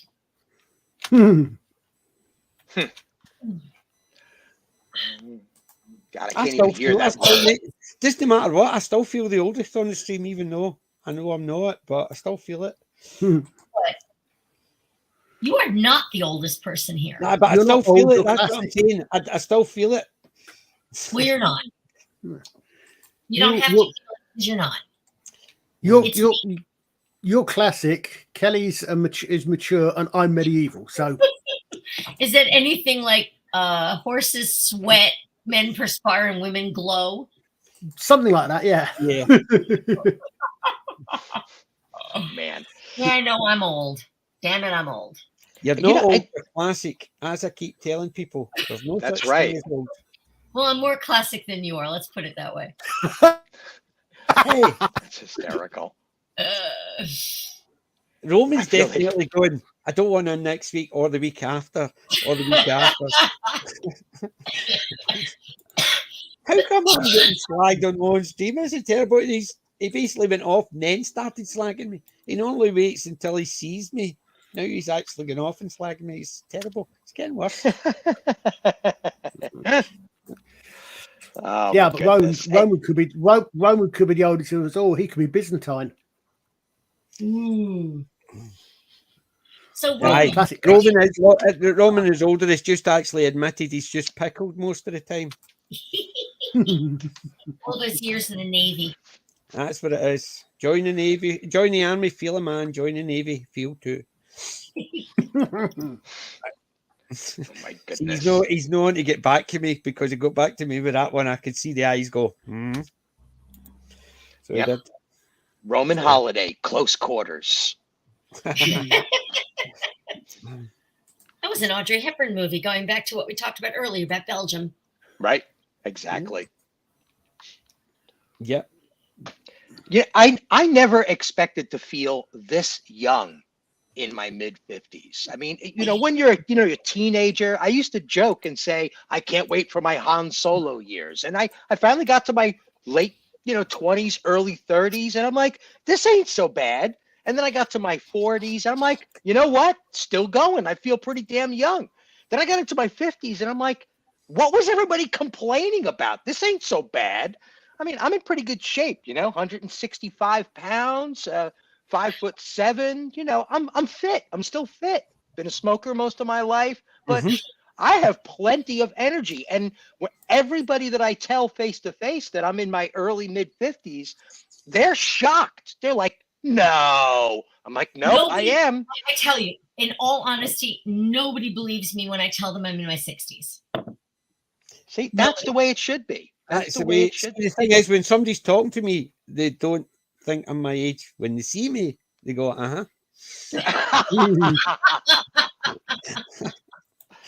Oh my goodness, that's bald shaming right there. I have to admit, it's the grade. As I said in the chat, there are days when if you held a gun to my head and asked me how old I was, I would tell you 35. Wow. Because I mean, what is 63? I mean, I look at pictures of my grandparents when they were in their 60s, and they were older than I am now. Yeah, they looked certainly older. Yeah. Well, they had a much harder life. Yeah, and something that I was entranced by with my nieces, okay? Here are two young ladies that grew up with probably some of the cleanest water, right? They drank bottled water their whole life. Right. Most of them, the two of them, up until they were about 5 or 6 years old, pretty much drank soy milk continuously. Which is not good for you because it mimics hormones. Still, they were drinking, they were eating and drinking gluten-free for almost their entire life. They were eating clean foods that were farmed locally. I mean, these are some healthy young ladies. And when you look at them on the street, they're fit as a fiddle, magazine quality, physiques, just for their whole life. They've been that way. And we went through a period in time where we were eating a hell of a lot better than our parents were, and they were eating better than their parents. So yeah, of course we're going to look and feel a lot younger and live a lot longer as well, because well, it's not just the eating, because remember, they had a much harder life. I mean, they didn't have all the vaccines we do now, and I'm not talking the COVID vaccine because I don't want to go into that. Yeah, let's not go there. But I mean, my grandfather had rickets, and he lived on a dairy farm. Yep. And they had measles, and granted, I had mumps, and I had chicken pox, and I had rubella, but they had worse things. I mean, one of my great uncles died of rheumatic fever. You don't get that anymore. No. And before we were talking about languages and everything, you all get a kick out of this. I'm half German on both sides of my family. And I took French all through high school. And I get to university and I take German my second year. And because I wanted to be able to understand what my grandparents were saying when they didn't think I was listening. And I went to France for my junior year, and I come back and I take German again, the follow-up class. And the professor's going around the room, and it's mostly freshmen, first-year students. And she gets to me, and she asks me the questions, and it's basically, what is your name? Where are you from? What dorm do you live in? And I got halfway through, and she said, oh, you're a French major. Apparently, I speak German with a French accent. Who knew? I think one of the best was, I think it was DeForest Kelly. There was one of the original Star Trek cast. Right, I remember problems. Had problems, and he did doing the Vulcans, and what he couldn't do it properly. He just couldn't get his fingers to do to do the Vulcan salute, and he said he spoke Vulcan with an accent. Yeah, it's the same as T'Pau. She had to get her fingers sellotaped together. She actually did it. She actually did it. Then she did it. I think she said she did it out of shot. So you only ever see her actually already in the Vulcan salute. You never see her actually make the salute. You only ever see her hand in that position because she had to actually do it out of shot because she just couldn't get her fingers. Yeah. And Calvin Timeline Spock had the same issue. He just couldn't do it. Just couldn't do it. And it's sad that that's even a truth. That proving that Nimoy is Spock. Period. Yeah. Well, apparently, it's basically doing that. So it's basically the hand would come in. Like that. So that's when you would never see them. You would never see them doing that, and then suddenly they were going. Yeah, I mean, so they would basically their hands would come in. Well, but apparently, it's someone said, I seem to recall many years and years ago that it's not something that you ever do naturally.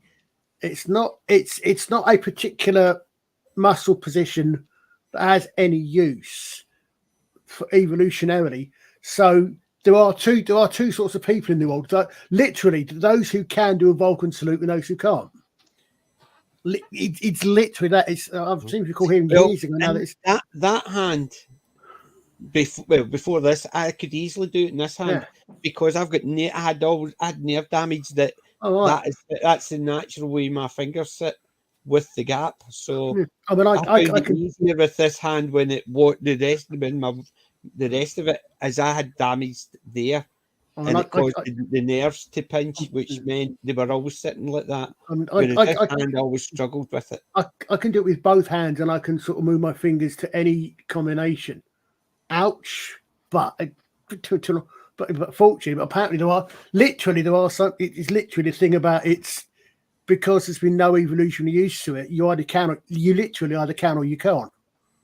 It was a long time I read that. It was an I remember as a little boy practicing endlessly to make sure that I could do it. So I don't know if I couldn't do it, and it's irrelevant because my hand was exercised to be able to do it when I was a very little kid.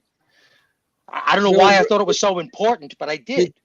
Did Leonard Nimoy not want to introduce it? It was a Jewish.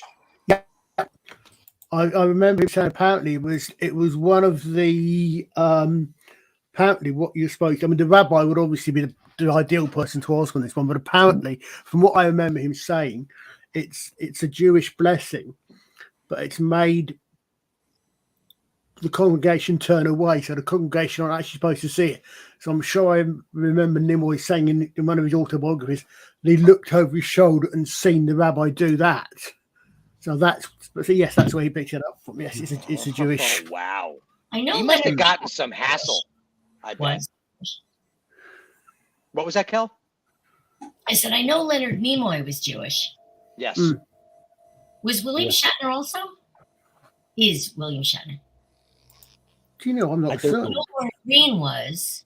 I know one of the other ones where I don't know what the other one was, because I remember Leonard Nimoy in his autobiography talks about that, and the thing when he says him and someone else, and so I don't know if it was one of the cast or maybe Roddenberry himself, but I can't remember. I just don't know who the other one was. Just as a quick astrological aside, both the captain and Spock are Aries, and Shatner is Jewish. And the big astrological difference between the two of them was actually something that Roddenberry looked at personally, and that was that William Shatner's rising sign is Taurus, which is pretty darn obvious if you look at how stubborn and pronounced he is, and Leonard Nimoy's is Gemini, which is totally an air sign, all about interpersonal intellect and messaging. So he looked at those things specifically when he was casting, and he made sure he actually acknowledged their rising signs. Yeah, well, coupling with their casting. Most people, according to my mother, most people who know me could guess my birth sign. Accordingly, because of the amount of bull I talk, I'm definitely a Taurus. No wonder we get along. I'm a Virgo. It's accordingly because of the amount of bull I talk, basically Taurus. That was my mother that told me. I'm a Virgo. Well, that makes a lot of sense to me, Kelly. What? That makes a lot of sense to me. I'm anal retentive to the end. Well, it's also that it's the first sign that includes the letter M as part of its symbol. And it's basically, in my understanding of astrology, the Virgo is the period in time when an astrologer starts studying the sky and writing down algorithmically the sequence of movements across the sky. So it's the labor of putting the meta of the intellectual metaphor into astrology, and that's what the M is has to do with the word mens, the mentality. The brains, yeah. So basically, what you're saying is that when they put the meta in the universe, pretty much, yeah. It's and Scorpio is when it becomes deeply rooted in your bones, and that's why the other M is there. It's just before you become a full-fledged astrological wizard, you go through a period of Scorpio where you know enough about astrology to start manipulating your world. And that's where that ironic perversity comes from when it's associated with the symbol of Scorpio. My brother's first wife was a Scorpio. She was evil. Just well, now we know why Roman keeps on lying, because he's a Leo. Well, of course he is. Oh, I know, it's dad jokes. Terrible. Buggery. Dad jokes are allowed on my channel because I'm still practicing. I've got a wee one when he starts listening to me and starts. I tell you what happened. Did I mention every time he sits in the knee, he likes sitting looking out. So when my daughter or her husband or my wife have got the wee man, he sits there like that. If I put him on my knee, he sits like that because he doesn't like this. And my daughter says, "Shave it off." it might be better. And I says, no. She says, why not? I says, because if I shave this off and he still goes every time he sees my face, then I know it's not the beard, it's me. At the moment, I can use this as an excuse. So I'm keeping the beard just in case I actually shave it off and he still creaks every time he sees my face. So my dad had a beard when both of his grandchildren were born, so it's not a big deal. Yeah, well, to the wee man, it is every time I go, hello, you can just see the petted lip or the eyes coming down. And basically, no, he doesn't like it because he grabbed it the other day and went, everything else he grabs and holds, but as soon as he gets to my beard, he goes, whoop, nope, doesn't like it. That'll teach me. It's his excuse. It's just an excuse. It's nothing to do with my face. Honest, it's just my beard.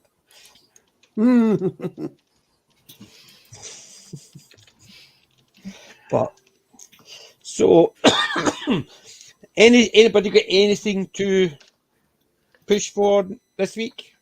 No. This evening, I'm going to be on a channel. I'm going to be bouncing on to celebrate the 3rd anniversary of a channel called Pacific 414. He's been 3 years on YouTube. He's almost at 350. He's trying to get to 400 before the holidays break. And this is a good, solid guy that talks about pop culture and gaming. Not really a young fellow, but certainly not an old fellow. But come celebrate with us.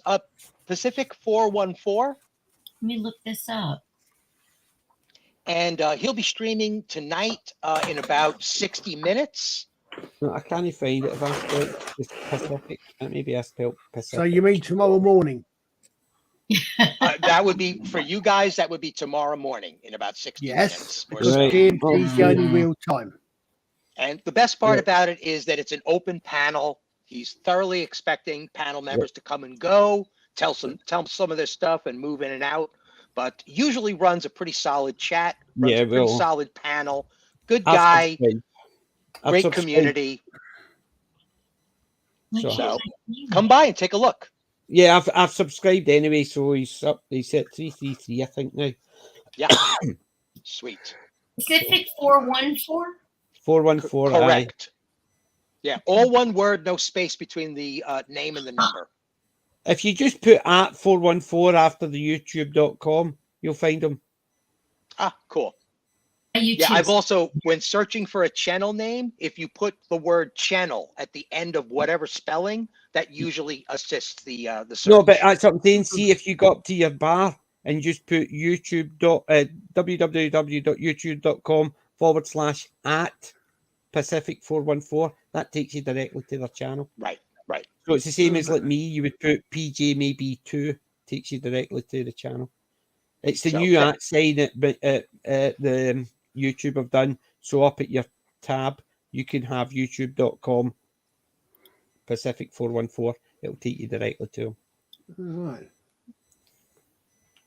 I'll show you what I mean. Right, so I'm just going to copy and put a link in the chat. So I'm putting a link in the chat. Not the private chat, the public chat. So there it's there.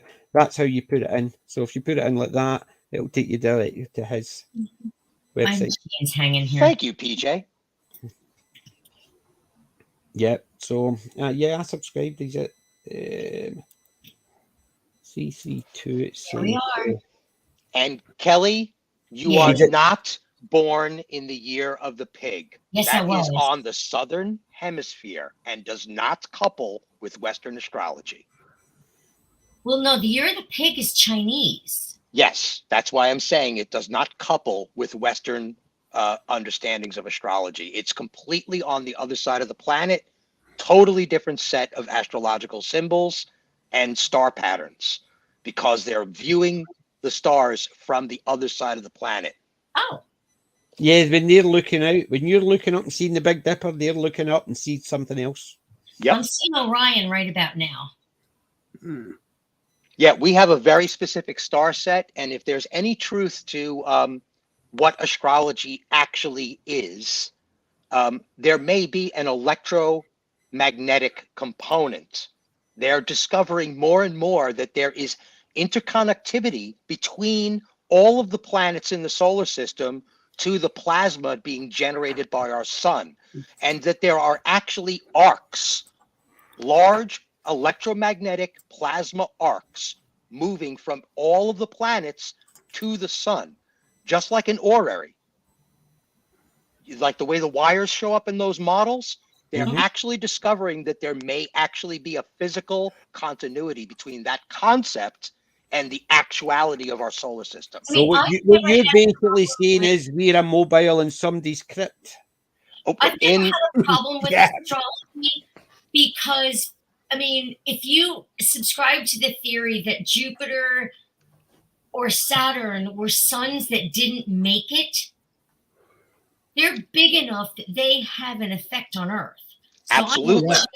all that. Yeah, and I would argue the did not make it statement, because the way we design, the way astronomy is currently looking at the physics of space, it's not entirely the whole picture. There is a whole plasma element to this, where Saturn and Jupiter are not necessarily functioning suns the way we know them, but they are generating more radiation than physics allows in their equations. So there's something else going on. They've got mini solar systems on their own. They pretty much do. Yeah. They pretty much do. And one can look at it like the way we look at fractals, where Jupiter is a fractal of our solar system, like an echo. Yeah. Yeah. Get it. So I've been studying this for over 25 years now. And I have also been paralleling this with New Age fringe science, as well as physics, and some of these new paradigms developing in what's called the electric universe model. So there's a lot going on. Not all the answers are there. We are exploring new paradigms that we may see shift within our own lifetime. Isn't there a theory that the 9th planet is going to Vulcan is just going to be discovered at some point? Yeah, there are in the Oort cloud, which is the peripheral field of bodies in our solar system, just on the edge of what's referred to as a heliostop. There are bodies in the Oort cloud that are so gigantic that they dwarf our own moon. And there are dozens and dozens and dozens of them, more being discovered every year.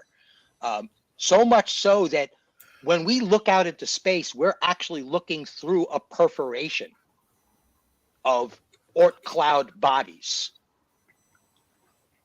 I mean, dozens and dozens and dozens of large objects, not to mention asteroid sizes, that are kind of shelling the outside of our solar system.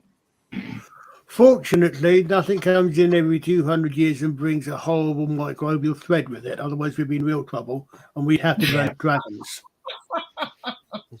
Pluto is on a 106-year orbit, just to give some perspective on how long some of these orbits are.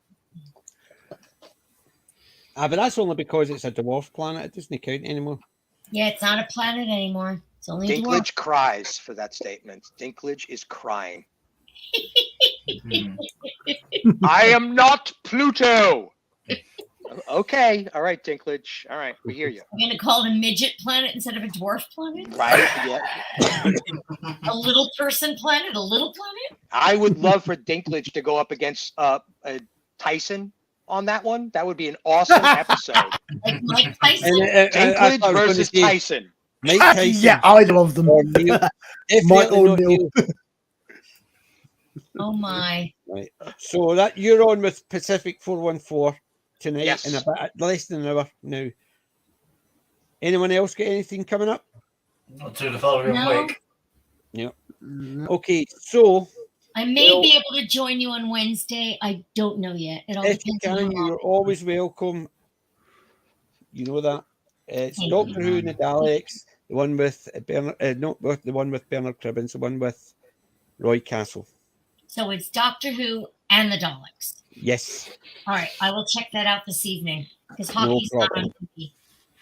Definitely. So thank you for joining us, Stephen, Kelly, Alec, Colin, Jim, Wend, Roman, even. I'll even include Sadako is Roman. still in chat. Yeah. So thank you, boys and girls, lads and lassies, for joining us. It has been fun as always. Join us again on Wednesday for Let's Talk Geeky. Well, actually, tell a lie. TV movies. I just think me, and join us next Saturday for more Let's Talk Geeky.